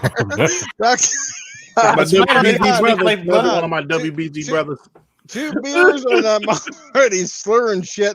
Emmanuel A1, $3 in the super chat. Great guests tonight, Noof, Dirt, Crispy, and Wilmy. All right, good shit there, guys. What's up, bro? I got a quick question, dude. Is that where you keep the bodies? Is that room you're in? Looks like a Dexter kill room. Yeah, dude. I'm thinking it's like a sex dungeon or some shit. We just can't see the swing. Yeah, it's sex dungeon. Alrighty. I put up the backdrop. Noob took his plastic backdrop down so it wouldn't look too obvious. Well, I'm gonna have to bring over like Dreadpool, so I got to bring in the big bear here in a second. He's gonna take my spot, the big 6-foot behemoth. How about that? All right, so let's move over to the next gen of consoles. We'll bring Dreadpool back here in just a sec. We are talking about the 360. Same deal, guys. Where you remember buying it? What was your favorite game? What was your favorite things or dislikes about the console? And we'll start in the reverse order and come back through. So we're going to start at the bottom with Mr. Mag, because he said he remembers the 360 fondly. Well, I'm going to have to bring over like Dreadpool so that I got to bring in the big bear here in a second. He's going to take my spot. How about that? Yes, I do, and I did not get it at launch. What happened was this. Now keep in mind when I was telling the story earlier that I was a PS2 guy, and I went to a buddy's house. He's one of my fellow executive chefs, and he's like, "Dude, come over, man. We're gonna be drinking." And he goes, "I got this new Xbox." I'm like, "What new Xbox?" I just swear to God, I didn't even know it came out. Now I know that they kind of did like a little bit of a stealth launch, like they did it like the year before PS3, right? It was and it came out, and then they're like, "Oh yeah, by the way, it's coming out this fall and whatever." So it kind of snuck up on. Now, here's the weird thing. When they said Xbox 360, I thought it was just an upgrade of the original Xbox. I didn't realize it was a full next-gen system because of the name. The name threw me off. Excuse me, because I was expecting very much like PS1, PS2, PS3, PS4, PS5, right? So I'm thinking, where's Xbox 2? Right? I thought it was just that. So then there was like, anyway, I go to his house. We're cracking a few beers or whatever. And now at that time, one of the games that I was playing on my PS2 was one of the, whatever year it was, 2004, 2005, was FIFA. And I'm playing that, and I was playing that game at home, whatever. And he turns on the same game on the Xbox 360. And as soon as he turned it on, I just went, what the fuck was that? What is this? I'm like, what is this? And then I said, this is the Xbox 360. He goes, yeah, dude, it's a full next gen console, this and that, whatever. I go, you can't fucking be, you can't be serious right now. I played that system all night. And then when I got up the next morning after we were, after I slept over, pissed drunk, whatever, hung over as all hell, left his house, didn't even make it home. I stopped at the EB Games on the way home and bought an Xbox 360 on the spot. I just walked in the store. I said, give me one of those immediately. And I never looked back. And it just blew my mind, man. Like it just really opened my eyes to like, holy shit, at that time, this is next gen. Right. So the games that I remember most fondly, especially now, the one game that I bought at launch, because very much like Wilmy, I'm a horror buff. Not a horror buff, a horror buff. Well, I'm a buff of both. Show you who am I kidding? Was Dead Rising, the first Dead Rising. Yeah. And they had like that motion, like even like at that time, it was, it was pretty revolutionary, like the motion blur and stuff when the characters move around and shit. So I gotta say, the one that changed everything was not Halo. I played Halo 3, enjoyed the hell out of it. I loved it. But Gears 1. Gears 1, I know it's so obvious and it's so ho-hum to say that, oh, okay, Gears, Forza, Halo, but the Gears 1 was that also changed everything. I mean, that changed like the action game, the cover shooter, third-person action shooter, online. That was the other thing, because then that's when Xbox Live really got its stride, was with the 360. I mean, that's when, with the Xbox original, it was kind of there, but when the 360 came out, that's when it really hit its stride. And that's when all of a sudden you're like, holy shit, I'm playing with somebody from Germany? Yeah. This is nuts. Or whatever, whatever country you're playing in. It was absolutely bananas that you could do all that. And but Gears of War 1, I mean, my God, the story was amazing. It had that dark horror, I'm going to say it again, horror element to it. It was scary. It was gory. It was dark. It was really, really mature. I mean, it was just everything. And that's the one that stuck out the most for me. I mean, my God, we could sit here all night and say how many great games came out in the 360. Remember Mass Effect? That was the first Mass Effect was an exclusive. Yeah, absolutely. Yeah, it was. It was, yeah. So there you go. So you got Mass Effect. Man, like I said, we can sit here all night talk about those games, but the two that stuck out the most, at least at the starting of the gen, was of course Dead Rising for me, and then of course Gears of War 1. But anyways, I won't hold you guys up. Otherwise, like I said, we'll be here all damn night. Well said, brother. Yeah, the 360, we could probably all go on for 2 hours alone on that sucker. Yeah. Let's go back the other way to Mr. Wilmy Hood. Wilmy, where did you pick up your 360, brother? What was your favorite game? What do you remember most about all those good things? Well, Gears of War #1 was probably my favorite because I actually played in tournaments. And Jesus, there wasn't a game that wasn't on the 360, man. Shadow Complex. I mean, like you guys just said, we can sit here for 3 days and talk about just the 360. Yep. But BioShock, yes. Rainbow Six. Dude, there were nights I wouldn't even sleep And that sucks when you're the boss because you stay up all night, gaming. You go into your office and all your employees look at you, and your eyes are completely bloodshot, and all that good shit. Everybody's like, "Yeah, he was up all night again." But I mean, there was. I don't know, man. I don't think you'll see another jump quite like the 360. Oh, agreed. Yeah. Agreed. I know the Series X is going to be amazing. But I don't know, man. There was so much diversity on the 360. Yeah. Oh, man. It's just really kind of hard to beat at this point because in my opinion, a lot of games, and I guess back in the 360 days, they were willing to take a chance with games.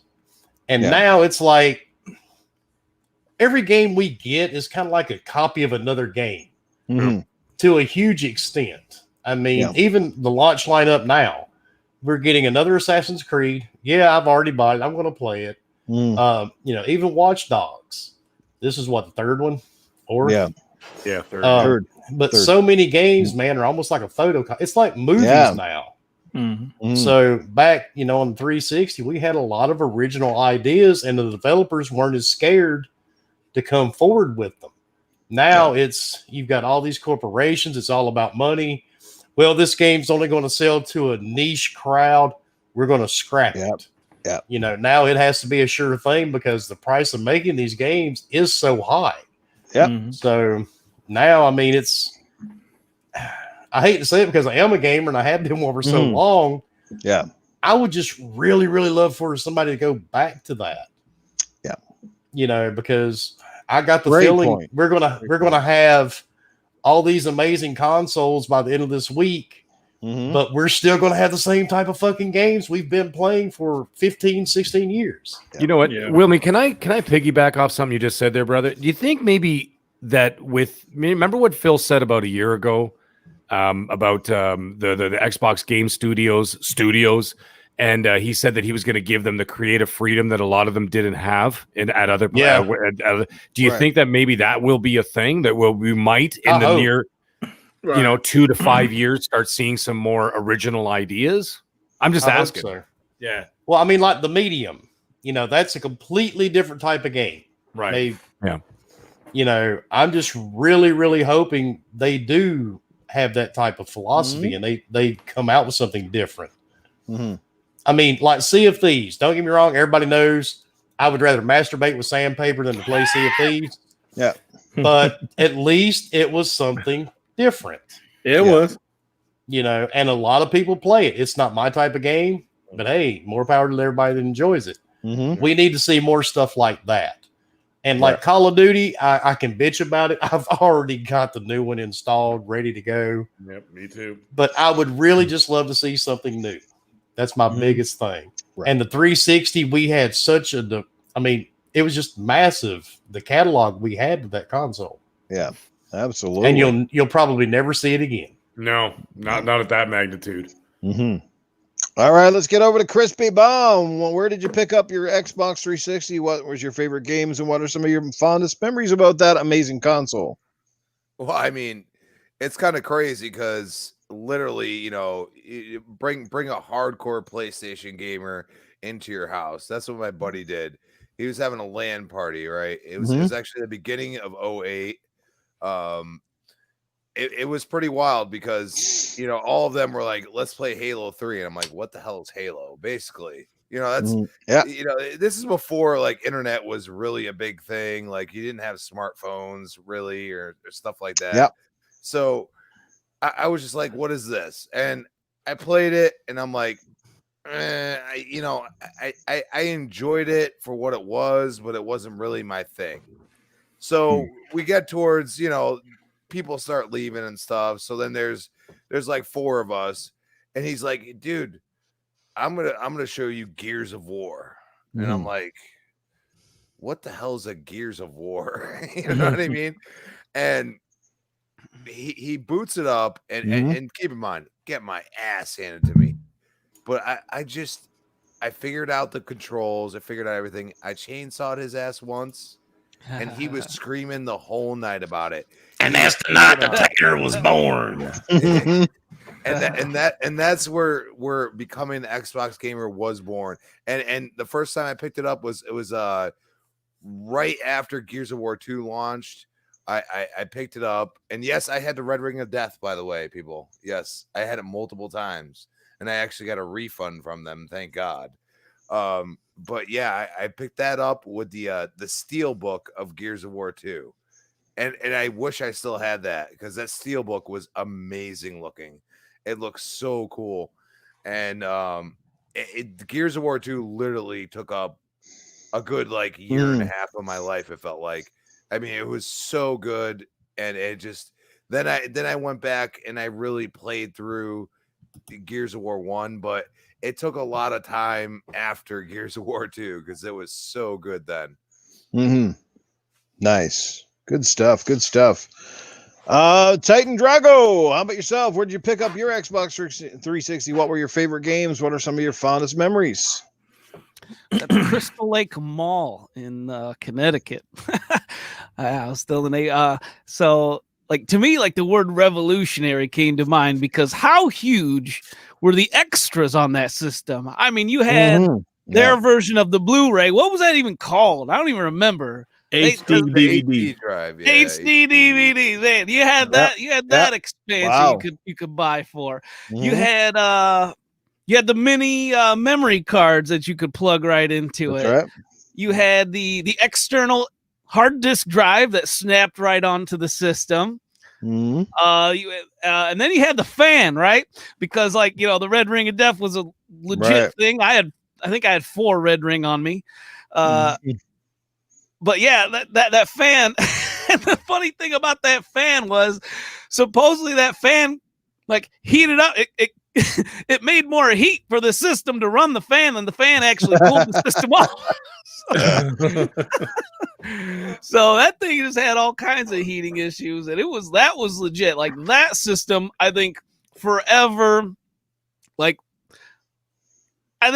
plated every system in the future to potentially have heating issues just because of the 360. Yeah. But other than that, like I would tell you what, I would not buy any other system 4 times over, like because it started pissing me off. When you get your 4th Red Ring, man, oh my God. But other than that, the games like you had King Kong was a release title on. You had the COD 4, and then another Elder Scrolls game, Oblivion. Ridiculously cool game. So and then you got these fanboys on the other side trying to downplay the Bethesda acquisition when realists like Wilmy and I like still remember like the Elder Scrolls game from that long ago. Crazy, man. Yeah, man. Great stuff. Awesome stuff right there. Griggity, what do you remember? Where did you buy your console? What do you remember most about it? What were some of your favorite games on the old 360? Well, I remember going to a GameStop in Melvindale, Michigan, a little small town, and that was the first console I was able to buy on launch day. And I picked it up, bought a bunch of games, bought Cameo, some other games. And something that Wilmy said, I don't think we'll ever see a graphical jump again like the 360 because that graphical jump was amazing. I remember seeing NBA Live. Dwayne Wade was sweating. And I said, he's sweating? I couldn't believe it.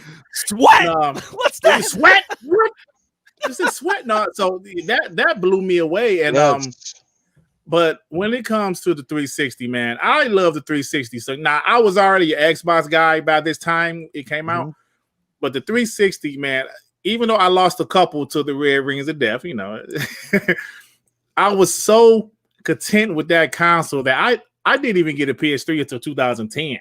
That's how much I was cool with 360. But I know this isn't a big surprise, but Gears of War was that game that made you say, oh my God. Like that Gears of War, man, that changed the game. And the 360 is in my top 5, like one of the best consoles ever made, even with the Red Rings of Death. Yep. I gotta know in the chat. Great console.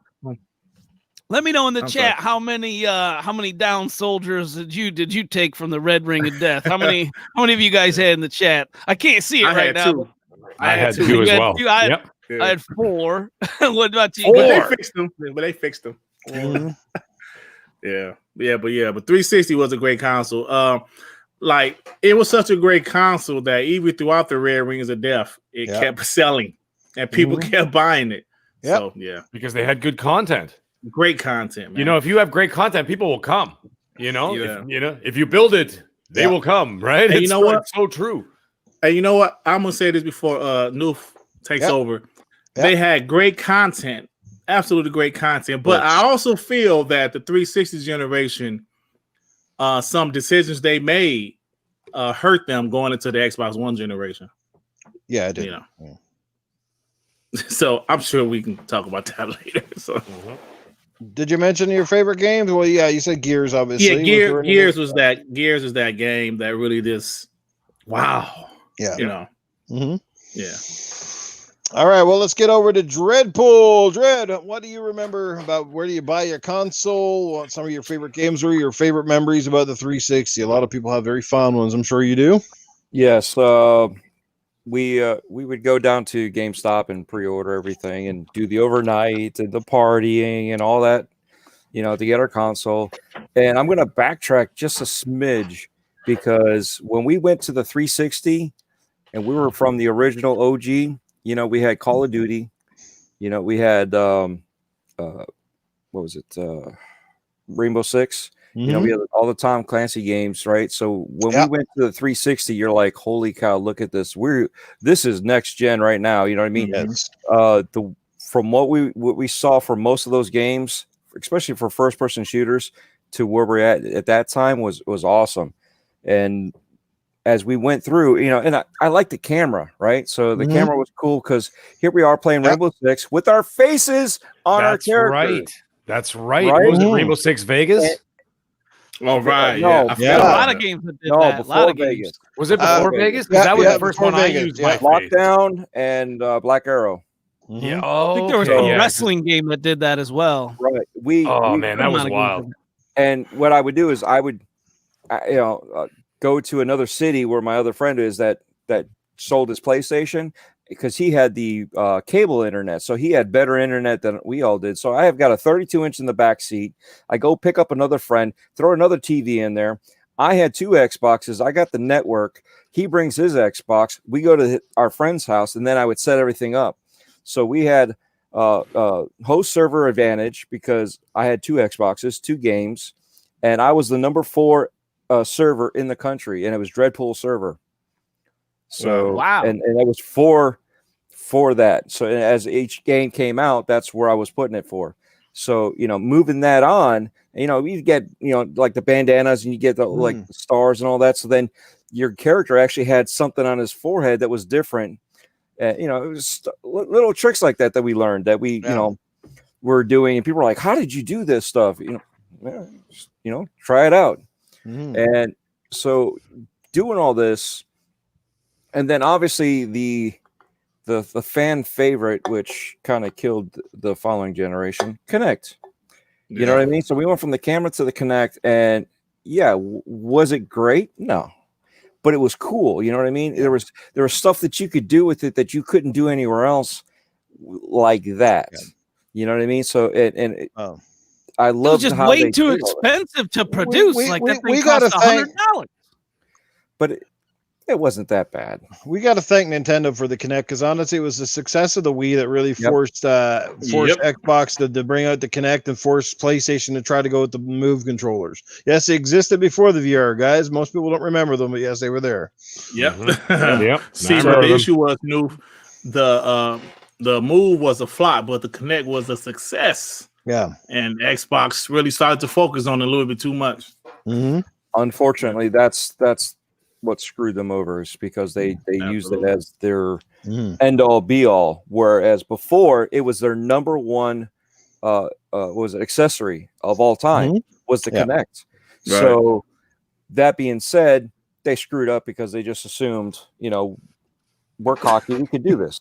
You know what I mean? But that's where they've learned their lesson. But I mean, I love the Kinect. When it came out, it needed to be better, and obviously it became better. But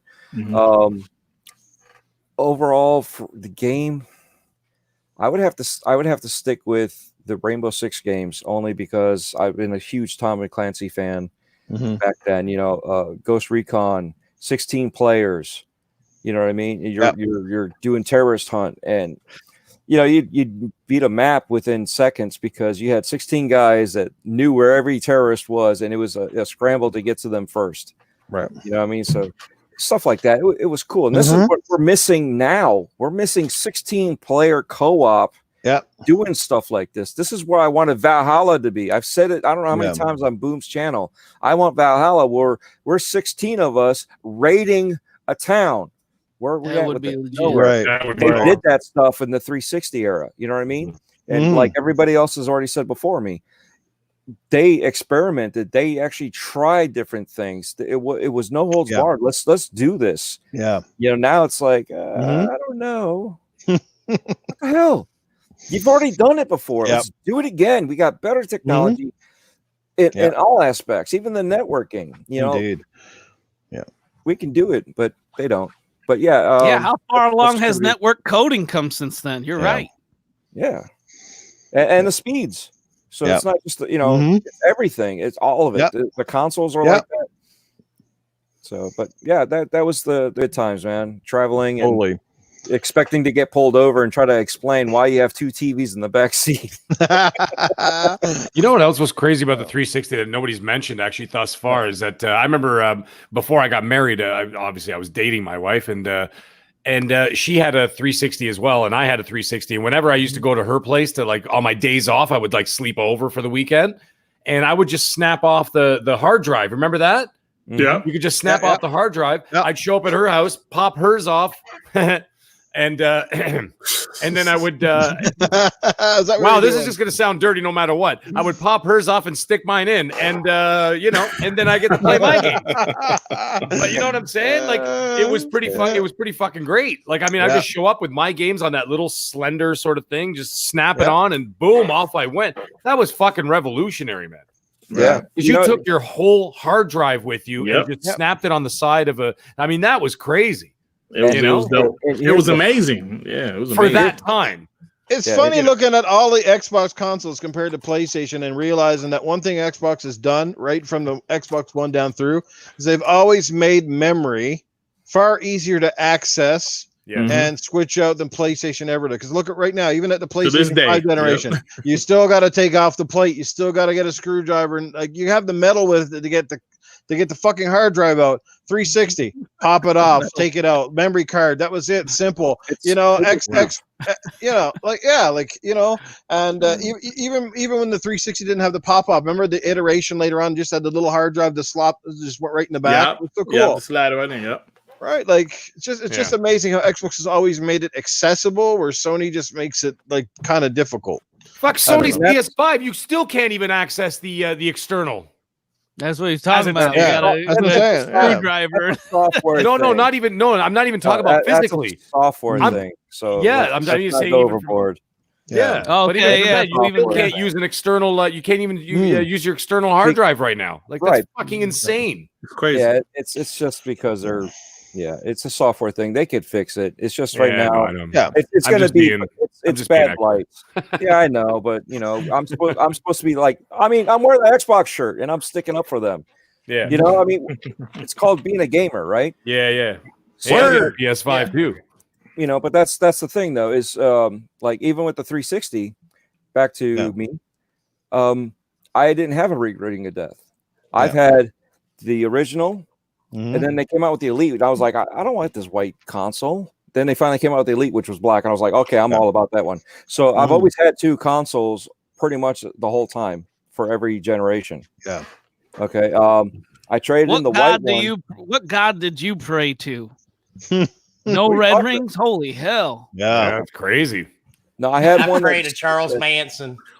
Well, there was a couple other guys up here that didn't have it. I think it was Doggy. I know about 3 people easy that didn't have a red ring. Hold on, Steve. Titan.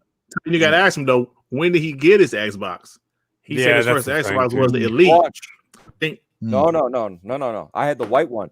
Launch console. A white really? console. Okay. And then when they came out with the Elite, I bought that one too.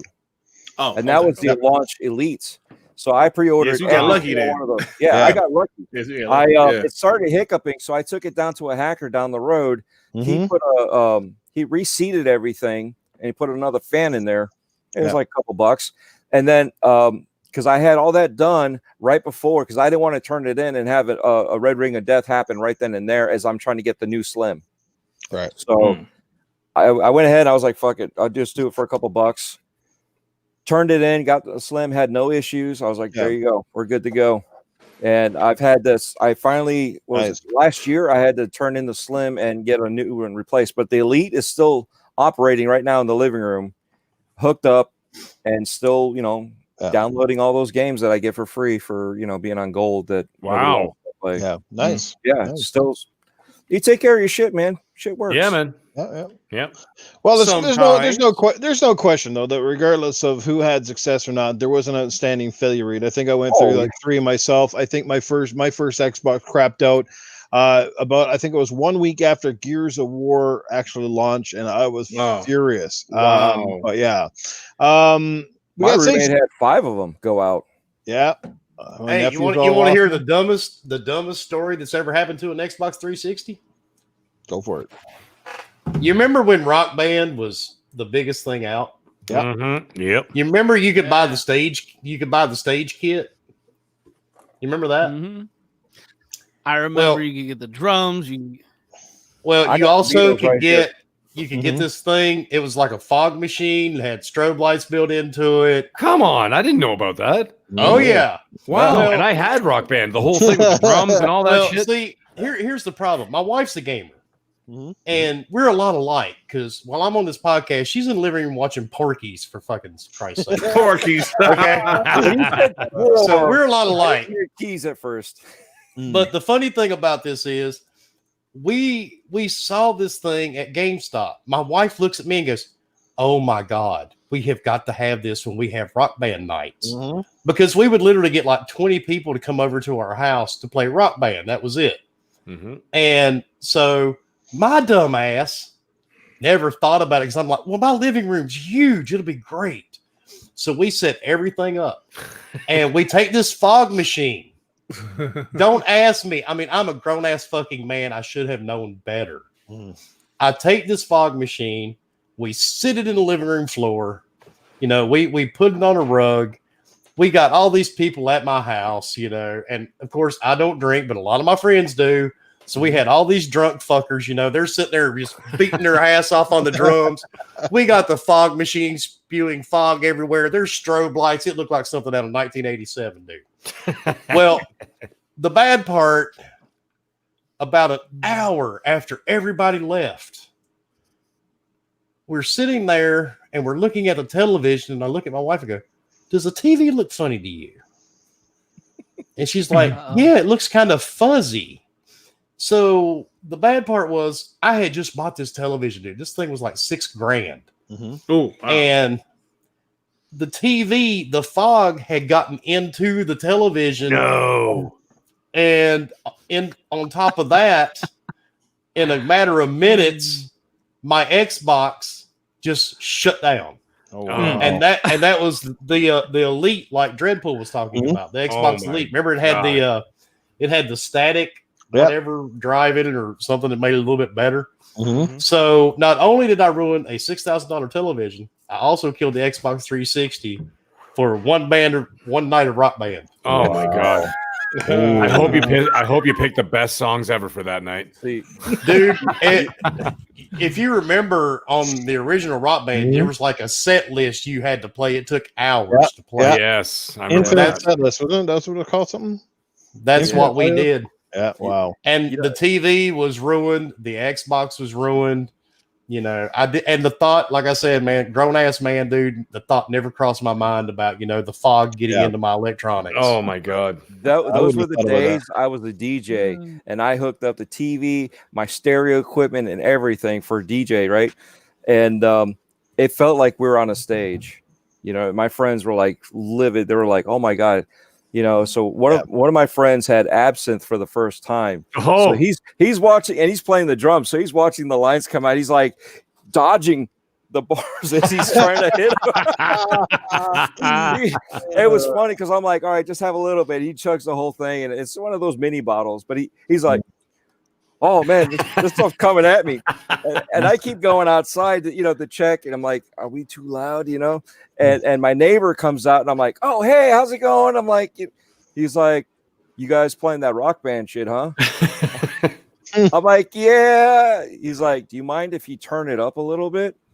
I'm like, what? Great. He goes, I can barely hear it. You guys sound really good. Can you turn it up? I can't hear it too well.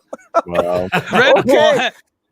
Dreadpool had the legit absinthe too, with like the opiates in it and everything, man. Dodging lasers. Let's catch up with the chat real quick because we had a super chat come in that kind of got away from me there. Safe Space Invader drops $5. He says, LOL, true story. My wife stranded in the rain at Costco. Wife stranded in the rain at Costco and got me my 360 while I was in a chemistry class. I'm still married her. God damn it. Well, good for you. Sounds like you had a great one, buddy. Nice job. And a great $5 super chat there from Safe Space Invader. That's a keeper. That is a keeper, brother, right there. Yes, indeed. My story, I'll try to keep it short and sweet, guys. Pretty simple. I bought my 360 at Walmart. I remember how excited I was. I wanted the one with the hard drive, but I couldn't get it, so I had to settle for the Xbox Arcade. That's what it was called at the time, the one that came without it, but I had to buy the memory card separately. In the long haul, cost me more money. But like I said, love the 360. I thought the machine was sophisticated looking. It was, so cool at the time. The controller, like, really, really off the bar for, like, really fantastic feeling controllers. A lot of people still consider the 360 controller one of the best ever. There were so many great games on the 360, like I said, but the ones like even Griggity mentioned, I remember seeing like when they showed the NBA game, NBA 2K for the first time, like you said, there was sweat and there was actual movement in the cloth physics. And you know what I mean? And it really oozed next gen. You're like, now we're talking. This is why I plunked down the money for this console. Then there was games, remember Ghost Recon Advanced Warfighter and how amazing that looked. Yep, fuck yeah. You're like, holy hell. And the fact you could play it co-op was dynamite.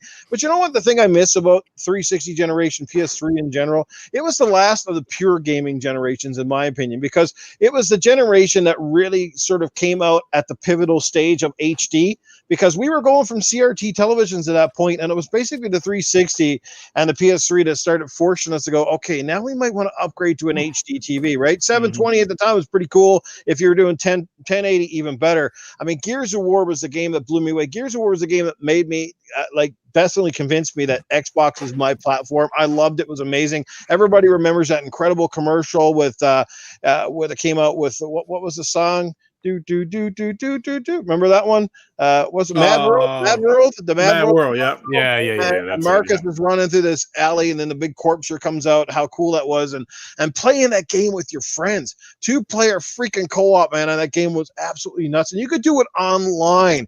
Like you guys said, that generation took so many chances. Things like Rock Band and Guitar Hero, which blew people's minds for so long, and then all of a sudden faded into oblivion because it was one of those where that was the first step where companies started taking it too far. Instead of just being happy that they were successful, they started constantly making knockoffs and making more and more and more. But like, that was a pure generation. We didn't have 30 gig downloads. We were actually still running games from the actual disc. You didn't even need a hard drive technically. They still ran off of the freaking discs themselves. Your biggest updates were maybe 512 megs. Odd one might have been a gig or two, and that was toward the end of the generation when we started getting into the bigger games that would come on 2 and 3 discs, like Mass Effect 3 and different stuff. Call of Duty 4 was a trendsetter, but a reason I bought the 360 mostly was for Call of Duty 2. Anybody remember how epic Call of Duty 2 was when it first came out? You're like, holy shit, I feel like I'm on the beach. That smoke looked amazing. Sitting in the back of that truck, just looking around. Yeah, we'd seen other World War II games like on the GameCube and Xbox, but nothing had that kind of visual and audio intensity that brought it to life. Like I said, that was just nuts, right? And there was so many original games, remember, like Cameo and all these other games that came out at the time, and then of course sequels to great games like Fable 2 and Fable 3. There's so many. 360 had, again, it took what the Xbox did and it elevated it with all the Japanese support. Lost Odyssey and Blue Dragon and you name it, Ninja Gaiden 2 came out. Like, the list goes on. It was the graphic fidelity. It was the era that you really saw the big leap. You went, wow, Xbox One was good, but this fucking thing is unbelievable. You know what I mean? And like I said, the hard drives, and I missed that. I missed the simplicity of that. That's when gamer tags started to come into their own. Doggy Dog in the chat earlier. Achievements. We look at that. We don't even think about it anymore. Right. Achievements were first out, right, on this console. It's when Xbox Live went and so remember Xbox Dread brought it up earlier. He showed us. Remember you bought the kit and you had the little. Well, that's when headsets came packed in the box. That's when Xbox Live became like a really bona fide service, and you can see the benefits. And that's when we used to use Microsoft points. Remember those guys? I remember that. God. Yep. And how that's many when- of the points left over we couldn't use? I forget fucking that's when hated you that, would, man. Don't forget That's the when you would go into interchangeable faceplates. lobbies. You would go into gaming lobbies just Yeah. to irritate the small children in the room. Yeah. We had the camera. Remember Uno? How revolutionary and also how scary Uno was because there was Yeah, you yeah. get in there, somebody with dick was hanging out playing cards. I had something much worse than that happen. Oh, do God. tell. That's what the Connect was for. All right, so what was it? Oh my god, dude! Actually, Wicked Seed. Yes. Fred? Yeah. He's one of us at GBTB Nation. We were playing Uno, and this is no joke. And I'm not trying to, shame anybody, whatever. Yeah. Homegirl was probably. I put it this way: when she stepped on a scale, it would say "1 at the fucking time, please." Okay, you would take this girl to McDonald's just to watch the signs change. Okay, and she thought it would be cute to send us a photo. Oh, boy. Okay. That's not even close to what I said, but yeah, we'll go with that. Oh, wow. Oh, boy. They had, Okay. they had panoramic back then? Man, one I hope you time got in the- high definition is not needed. I hope you got an achievement for that. Holy shit. So to be a good friend, we made sure to send this to everybody we played with. Yep. Oh, my God. So it's 1 versus 100? Oh my God! One Kinda, versus 100. yeah. There's another one there. Yeah, I mean, I put it this way, Dred. We could have took her on the beach to sell shade, brother. They would have pushed her back in the water. Just back to like you said, 1 versus 100. Like, how many risks did that generation take from the games to everything? We didn't have microtransactions, and back then, we take it for granted now. But back then, when a game had a multiplayer, it was only because the games were successful enough to warrant it. And now, like, they build games multiplayer first and hope and cross their fingers that the campaign is going to be good. But back in it was the opposite back then. It was build your campaign, and then you built the multiplayer, and you hope that the multiplayer would keep people hanging around. And they didn't have microtransactions of yin yang. You weren't buying weird colored weapons that really did nothing. Like, that's what I missed. I missed the pure days of gaming. Back before it became this commercialized bullshit that we get a lot Now, today, just forced down our throat. And I blame Activision too for the overpriced DLC. And we all remember I think it was Modern Warfare 2 when he started coming out with a $15 map packs for like 4 maps. Now, wait a minute. We started No. going, We "Oh, gotta boy." start way back before that. You guys correct me if I'm wrong. Was it the first game to really start charging for these stupid weapon skins? Wasn't that Gears of War 2 or 3? Didn't Epic start that with Gears of War? Because you could. It was like $7 or $8 just to change the color of your weapon for those skins. Yeah, it could have been, but Activision was the biggest culprit with a lot of like going all And out. if I remember correctly, that's where a lot of it started. Mm-hmm. And Elder then Scrolls after was the that, first one. Activision picked it up too. Yeah, but the Elder Scrolls was the first one with the first pay for a horse skin. Yep. And That what was was the that? first one? What was that one really terrible game that everybody was bragging about? It was going to be so great, and Fortnite? it had no. It was on the 360, and it was like the worst game ever. But you could actually buy horse armor and horse colors and all this stuff. Yeah. God, I can't think of the name of it, dude. It was almost like Diablo. Well, no, it Barbie wasn't Horse Simulator. God, hang on. I know if I Google worst games of 360, it's bound to show up. But even then too, the microtransactions were there, but they weren't like as grossly overpriced as they are today. Like now you're paying $5 just for like one character. You know what I mean? Oh, $10 for a skin, digital. Yeah. Goddamn, he's falling. More Fortnite is like $25. I think Yeah, Titan anyway. my real pants. Yeah. Titan needs to put down another $10 to get that internet to work right. 2 worlds, 2 human bullet witch. Was it two worlds, wasn't it?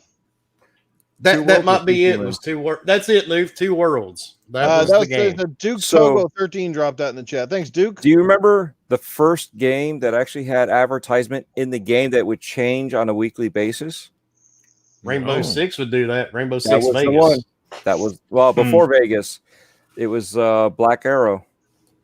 Yep, they did it too. But I remember on Vegas, if you spawned into the casino, you would actually see the monitors actually change the advertisements, the billboards, and everything would change. That's crazy. Lockdown and Black Arrow. When you're running through, the "You Are Here" sign and the direction and all that.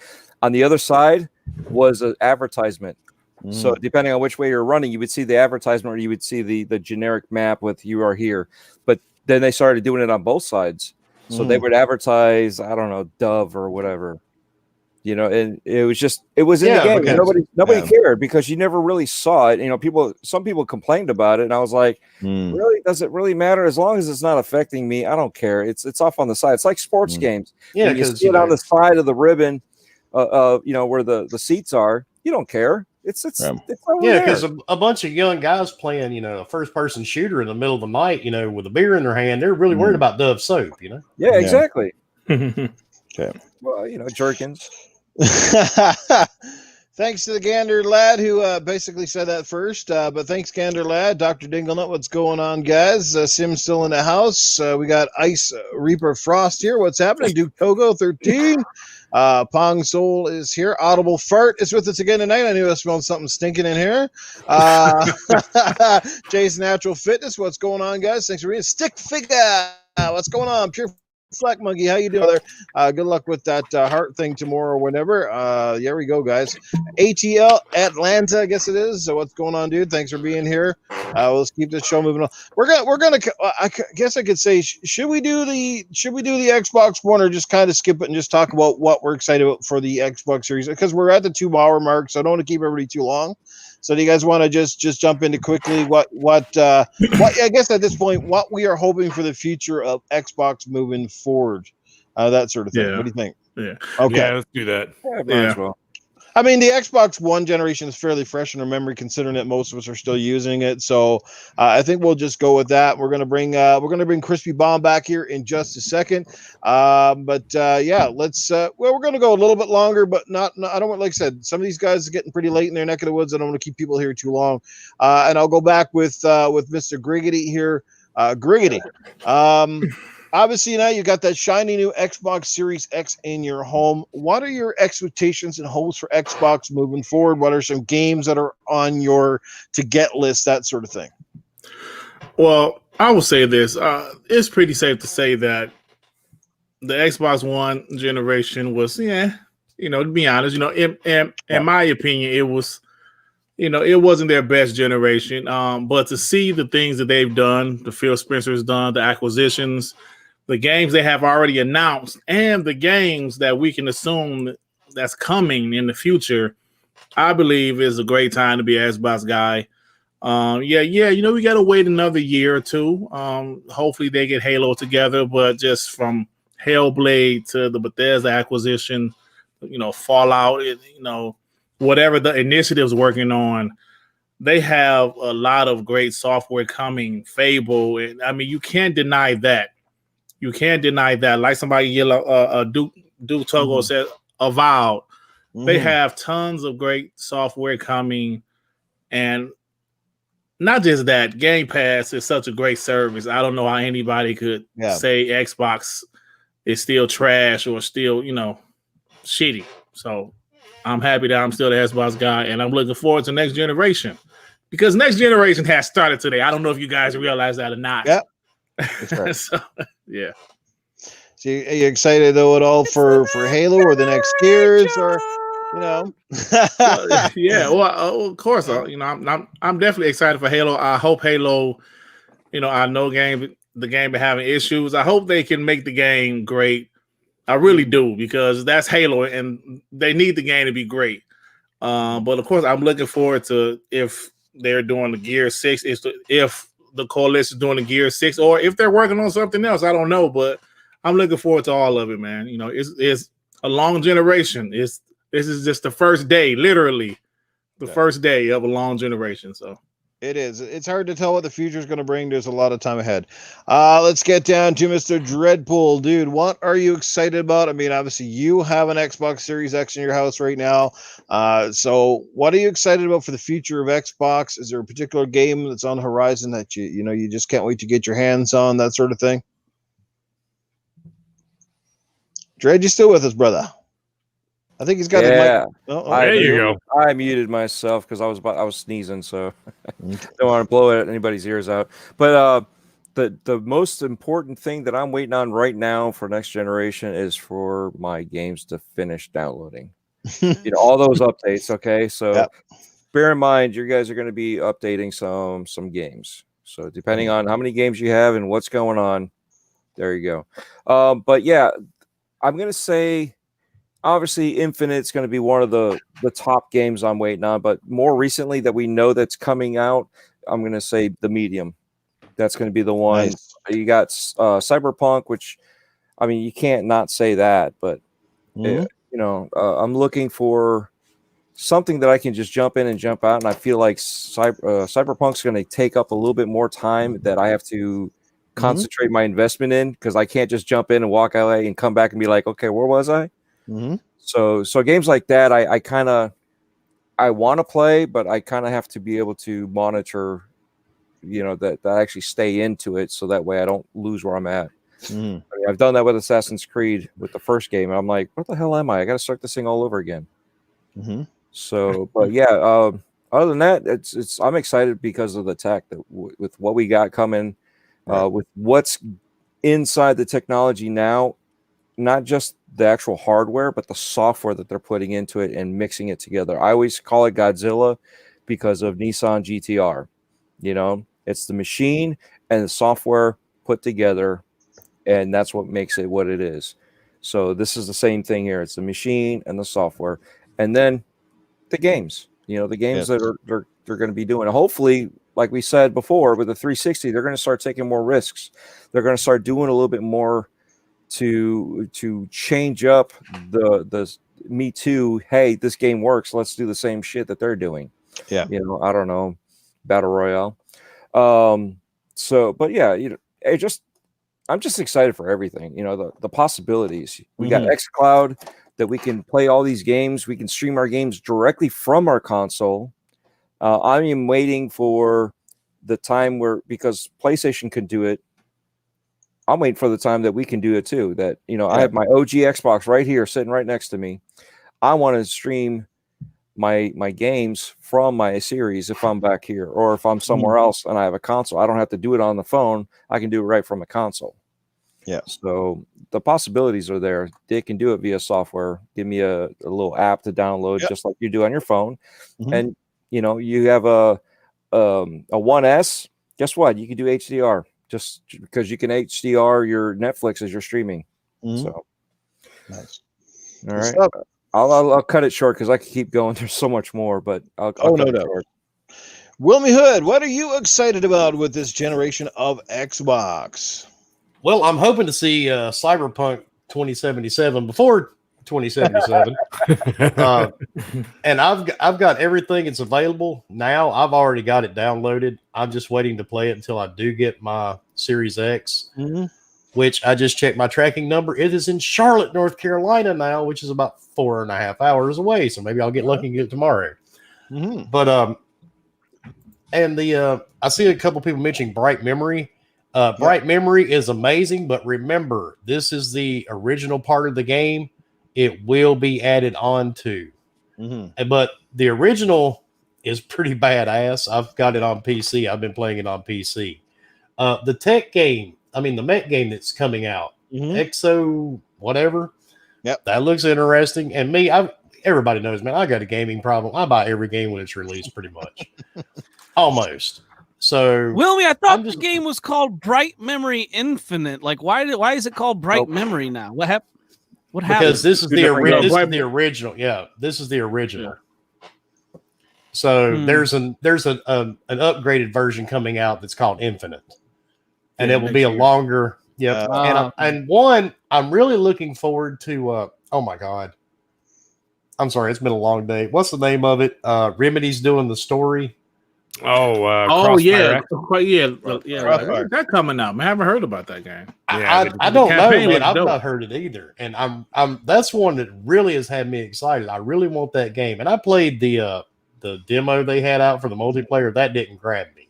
Right. Yeah, I want that single player. Right. Yeah, that shit feel like some really antique Call of Duty or something. I don't know.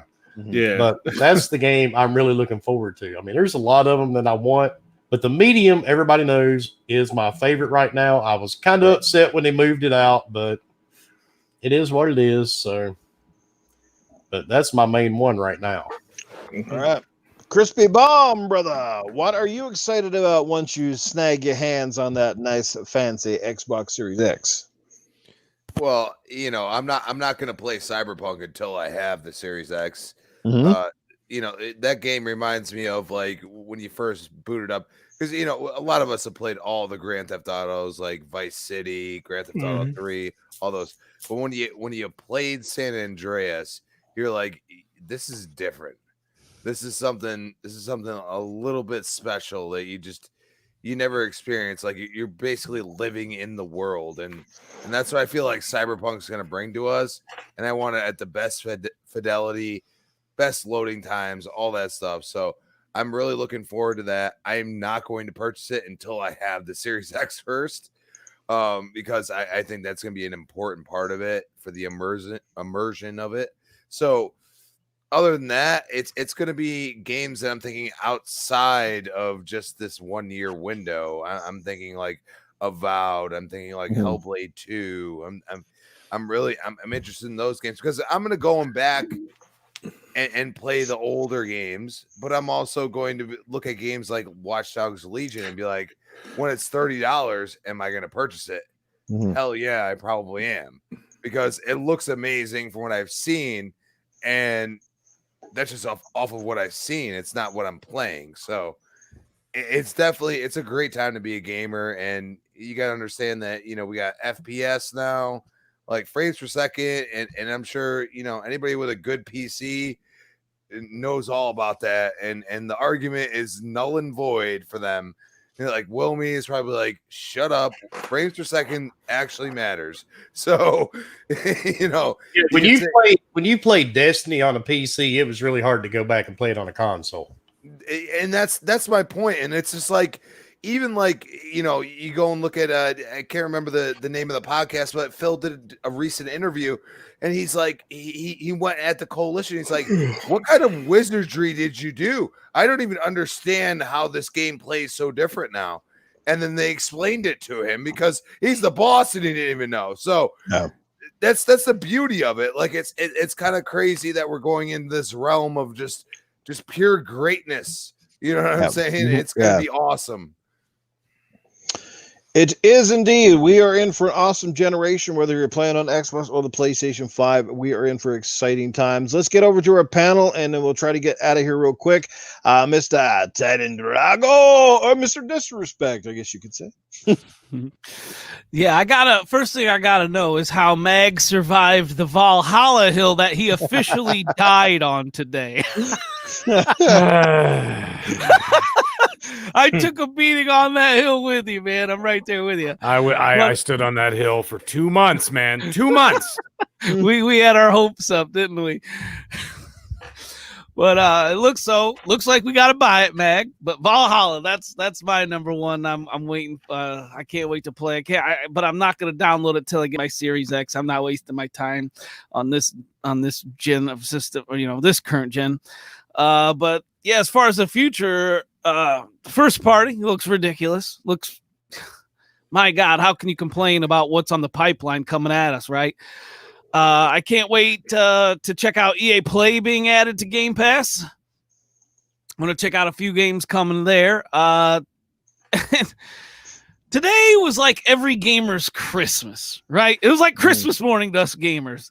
And I literally feel like I ran down the stairs, looked under the tree and there's like lumps of coal with like a big FU note where all the cookies used to be and a note signed by Best Buy. All right. And Santa Claus is banging your mother over the couch.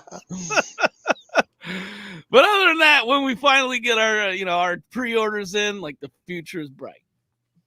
Nice. Dan, over to the May. How about yourself, man. brother? You got that nice shiny new console. What has you excited for the future? For the present, I'll tell you it's AC Valhalla for sure. I got bright memory. I do have a very quick question though for anybody who might have the answer to this. I bought the bright memory. It was only like $10, which I thought was a little bit weird. I'm like, why is it so cheap? Now, the other thing is this bright memory infinite. Do I have to pay for further installments? Or is this the one price and I just get it when it comes out? Now, originally, the developer said it would be all under that price. Now, I don't know if he will actually stick to that. Okay. All right. Okay. I wasn't sure if they were doing it like, remember how like The Walking Dead, those Telltale games where you could buy like each chapter kind of deal? So I wasn't really sure how that worked. And by the way, Dreadpool, I'm not falling asleep on this panel, okay? He's been chirping me in the chat. He's been fucking chirping me in the chat. He's calling me old age sleepy guy, this and that. Because I'm concentrating on what's going on, and I look like I'm fucking falling asleep. Fucking Dread. As soon as he gets off, then he starts chirping, eh? Anyways, in all seriousness, for the future, I am super obviously the third party stuff. We all know that's coming. Far Cry 6 is coming. Grand Theft Auto 6 is eventually coming sometime. Eventually. Yeah, eventually. Right? I'm looking forward to all that stuff, but I'm really looking forward to what's that, brother? It's going to come out in 2077 with Cyberpunk. Yeah, exactly. Yeah, thank you very much. I will tell you one thing. I'm excited for Xbox from the Xbox side of things. I'm excited about their first party. I want to see what they're bringing to the table because I've said it once. I'll say it a million times. They have to bring everything to the table. Okay, because now that they've set this up, they set up a great console. They set up great services. You've got Game Pass is basically unstoppable at this point. Now you got to back it up with quality, right? So that's why Avowed's got a hit. Fable, I'm super looking forward to. Can you imagine how stunning Fable is going to look on those next-gen consoles? Yeah. Right. I mean, that's going to be unbelievable, right? So I'm looking forward to all that. I want to see what those the initiative, like Dirk Griggity was saying, I want to see what they're bringing to the table. That's going to be exciting. Also, Compulsion Games. They got that game that they're calling BioShock meets Uncharted. Are you fucking kidding? What is that? That sounds amazing. Yeah. Right? I'm super excited about that. So, yeah, I'm really looking forward to the future. So, you know what? In the next year or so, while they're still getting their shit together and, polishing up their games and start releasing, and of course, Bethesda, and they start releasing everything that's going to be coming out. I would say late 2021. Halo is going to be a big game. 2022, I think, is when a lot of these games are going to start to hit.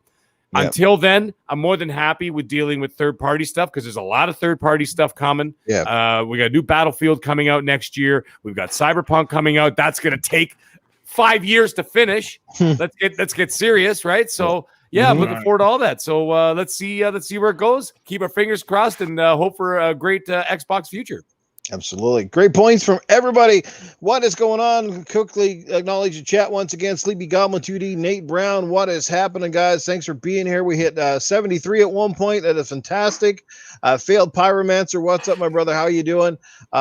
Cerebral Paul still hanging out with us here. Audible Fart, Jesse Darby. Like I said, Spider-Man's been here. Doggy Dog, Timothy Dixon. Right from the whole night, guys. Duke Togo, Pure Flack Monkey.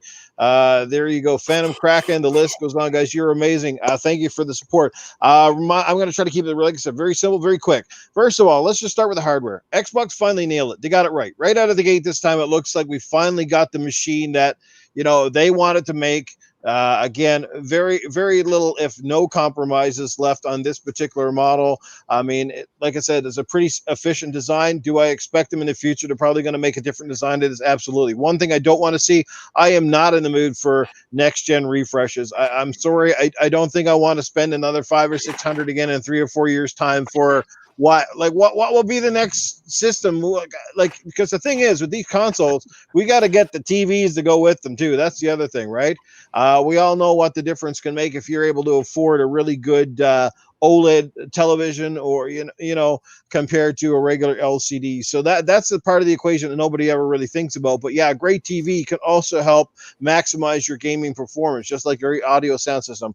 So I'm glad they got the system right out of the gate, because we know they screwed up a little bit with the Xbox One. They were never really happy with it. Fans certainly weren't. It was a butt about jokes for a very long time.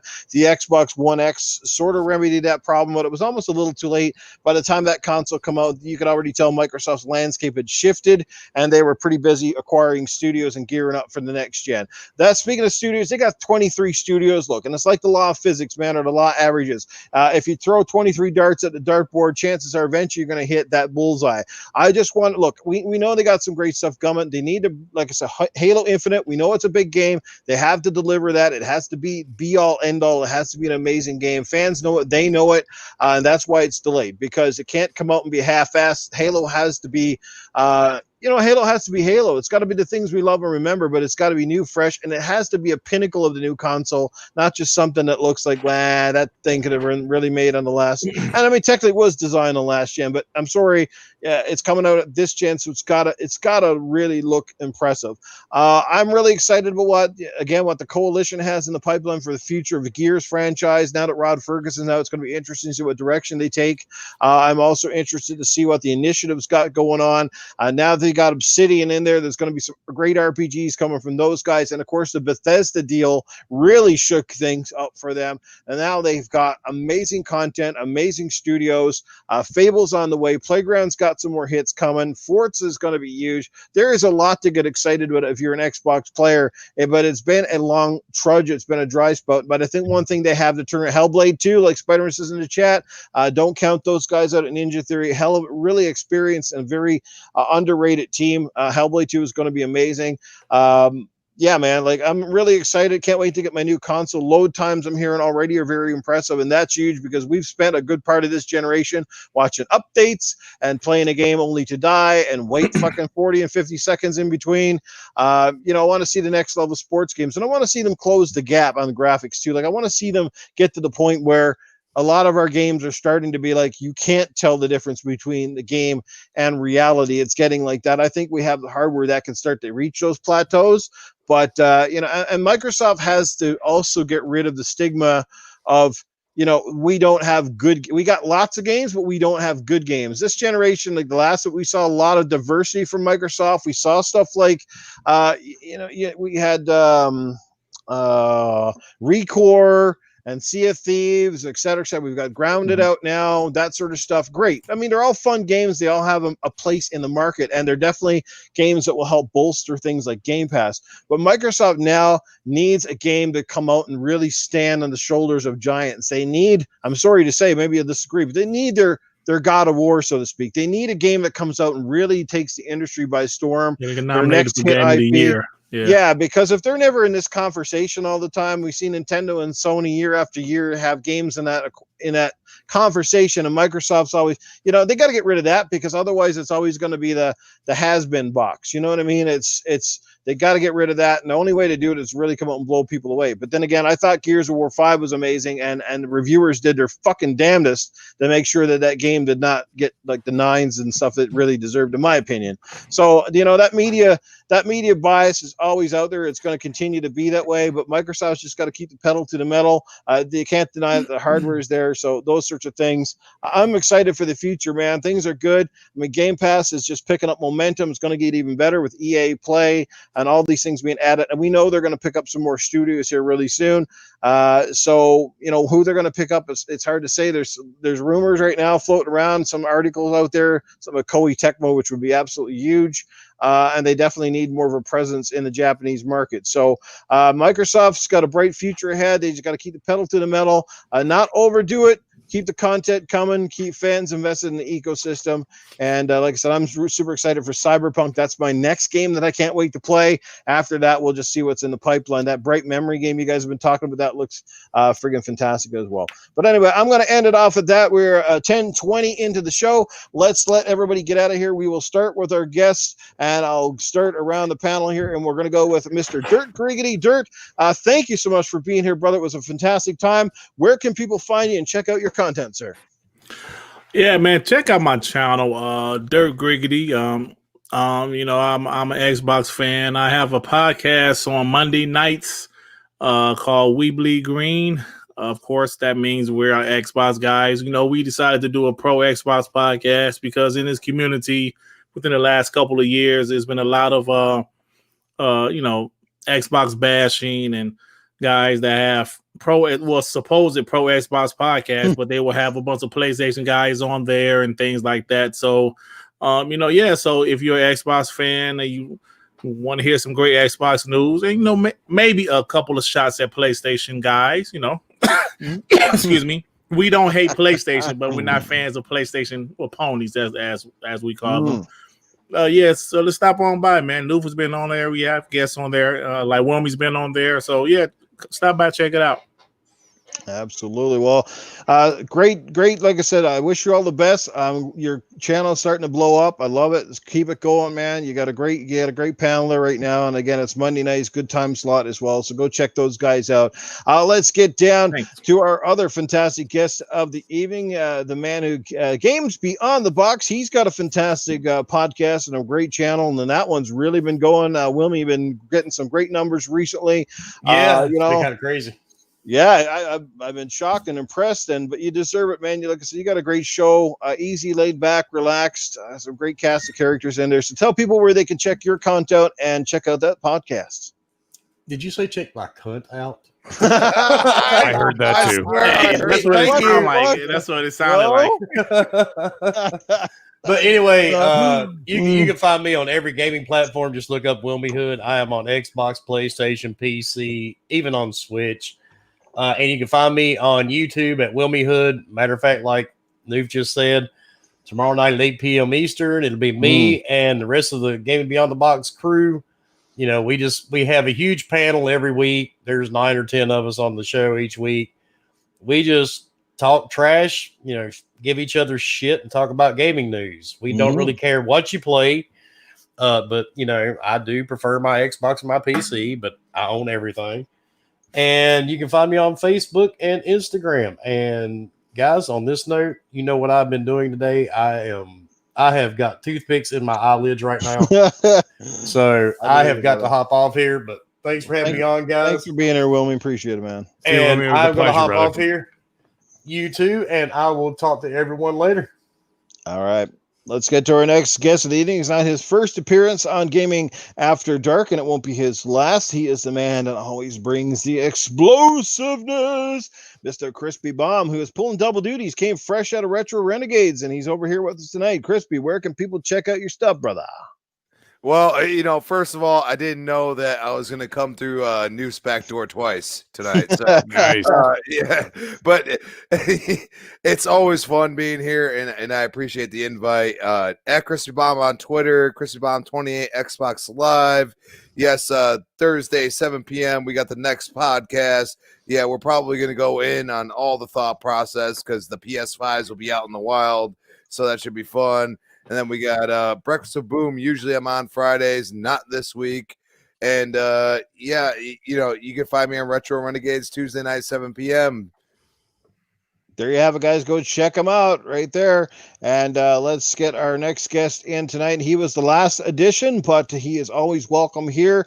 He is the one, the only, the man who has is Mr. Cool with the fantastic beard. It is a Dreadpool. Adding him back in here so he can wish you guys all adieu, and he will get back to playing his Xbox. Back to downloading my Xbox games before I can play them. So, seriously, thank you all for showing up. We had, what did you say, like well over 70 people. Yeah. So, I appreciate everybody that, came out and checked you guys out. Even Dirt, Griggity, check out his show. Obviously, check out our show, Gaming Beyond the Box, Wednesday nights. I'm also on with Crispy on Breakfast with Boom Friday mornings at 10 a.m. And then Crispy and I also help out Italian Clowns with his interviews on Four Guys with Quarters. So you'll see some of that here and there when he has those interviewers or interviewees for us to be able to help out. And it just depends on the schedules. We can't always help. But on Twitter, you can find me at Dreadpool. The O's are actually zeros. YouTube, Gamertag, and Stadia, all letters, all caps, Dreadpool. And then, most importantly, the one that I always forget to tell everybody that Breaking Bread with Dread. It's the online version that we do locally, and then I post it on to everybody. So it's not your normal podcast. So you can find that at anchor.fm/Dreadpool. So appreciate having me on here, even, with the last minute back and forth and all that fun stuff. But hey, we had a great time. Well, that was completely unintentional because I had no idea that you could only put in 6 at a time. And of course, you guys are a little bit on the last editions here. So sorry about that, but I think it still worked out really well, Taint. So, yep. All right. Big shout out to the chat as well. You guys are fantastic. Like I said, we hit over 70 people tonight, which might be our new record, I think. Magnetic Storm, thanks for the love. Thanks for spotting my fun speculation. What's going on? Sim, Doggy Dog, Cerebral Paul, Timothy Dixon, Spider-Man.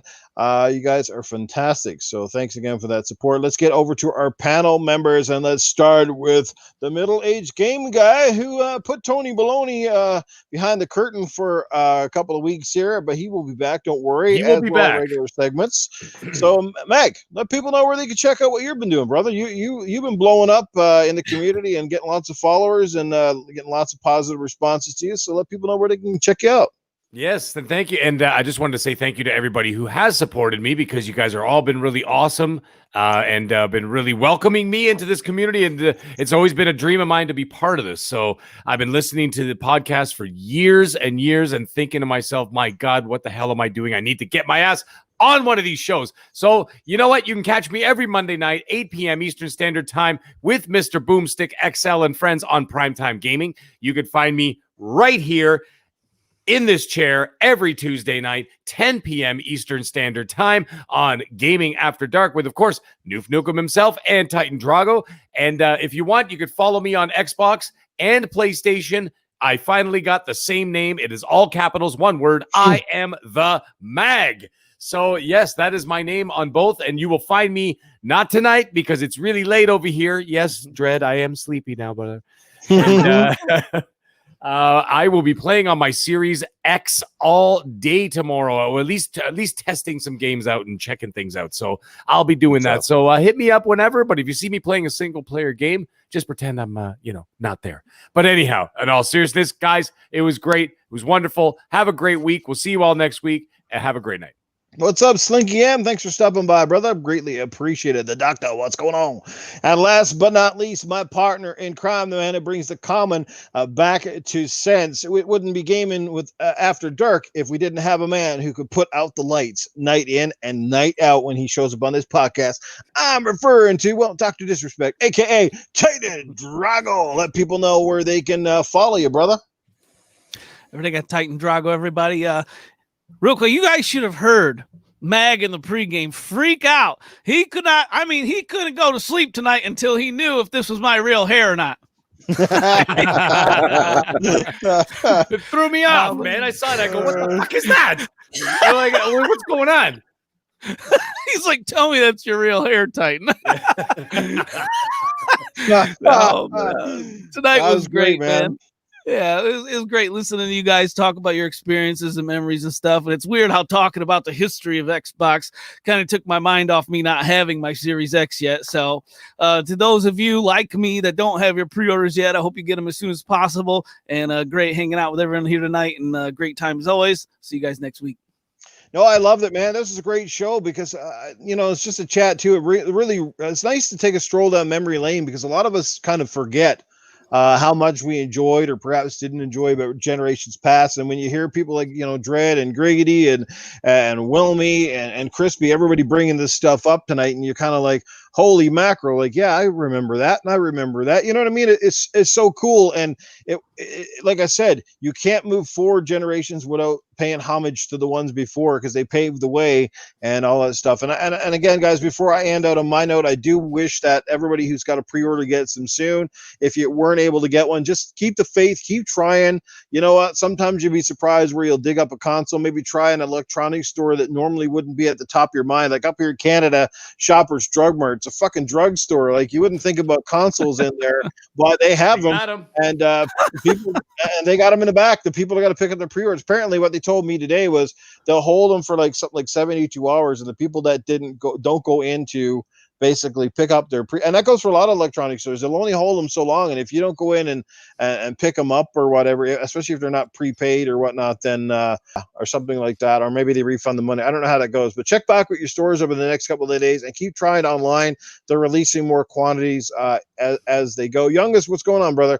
And as for me, guys, you know where to find me, always in the gutter. It is Noof Nukem and Noof Nukem 76 on PlayStation. Go add me. Let's play some games. Let's have some fun. The show was great. The chat was great. Our panel was amazing. Our guests were awesome. Thanks for the love, doggy dog.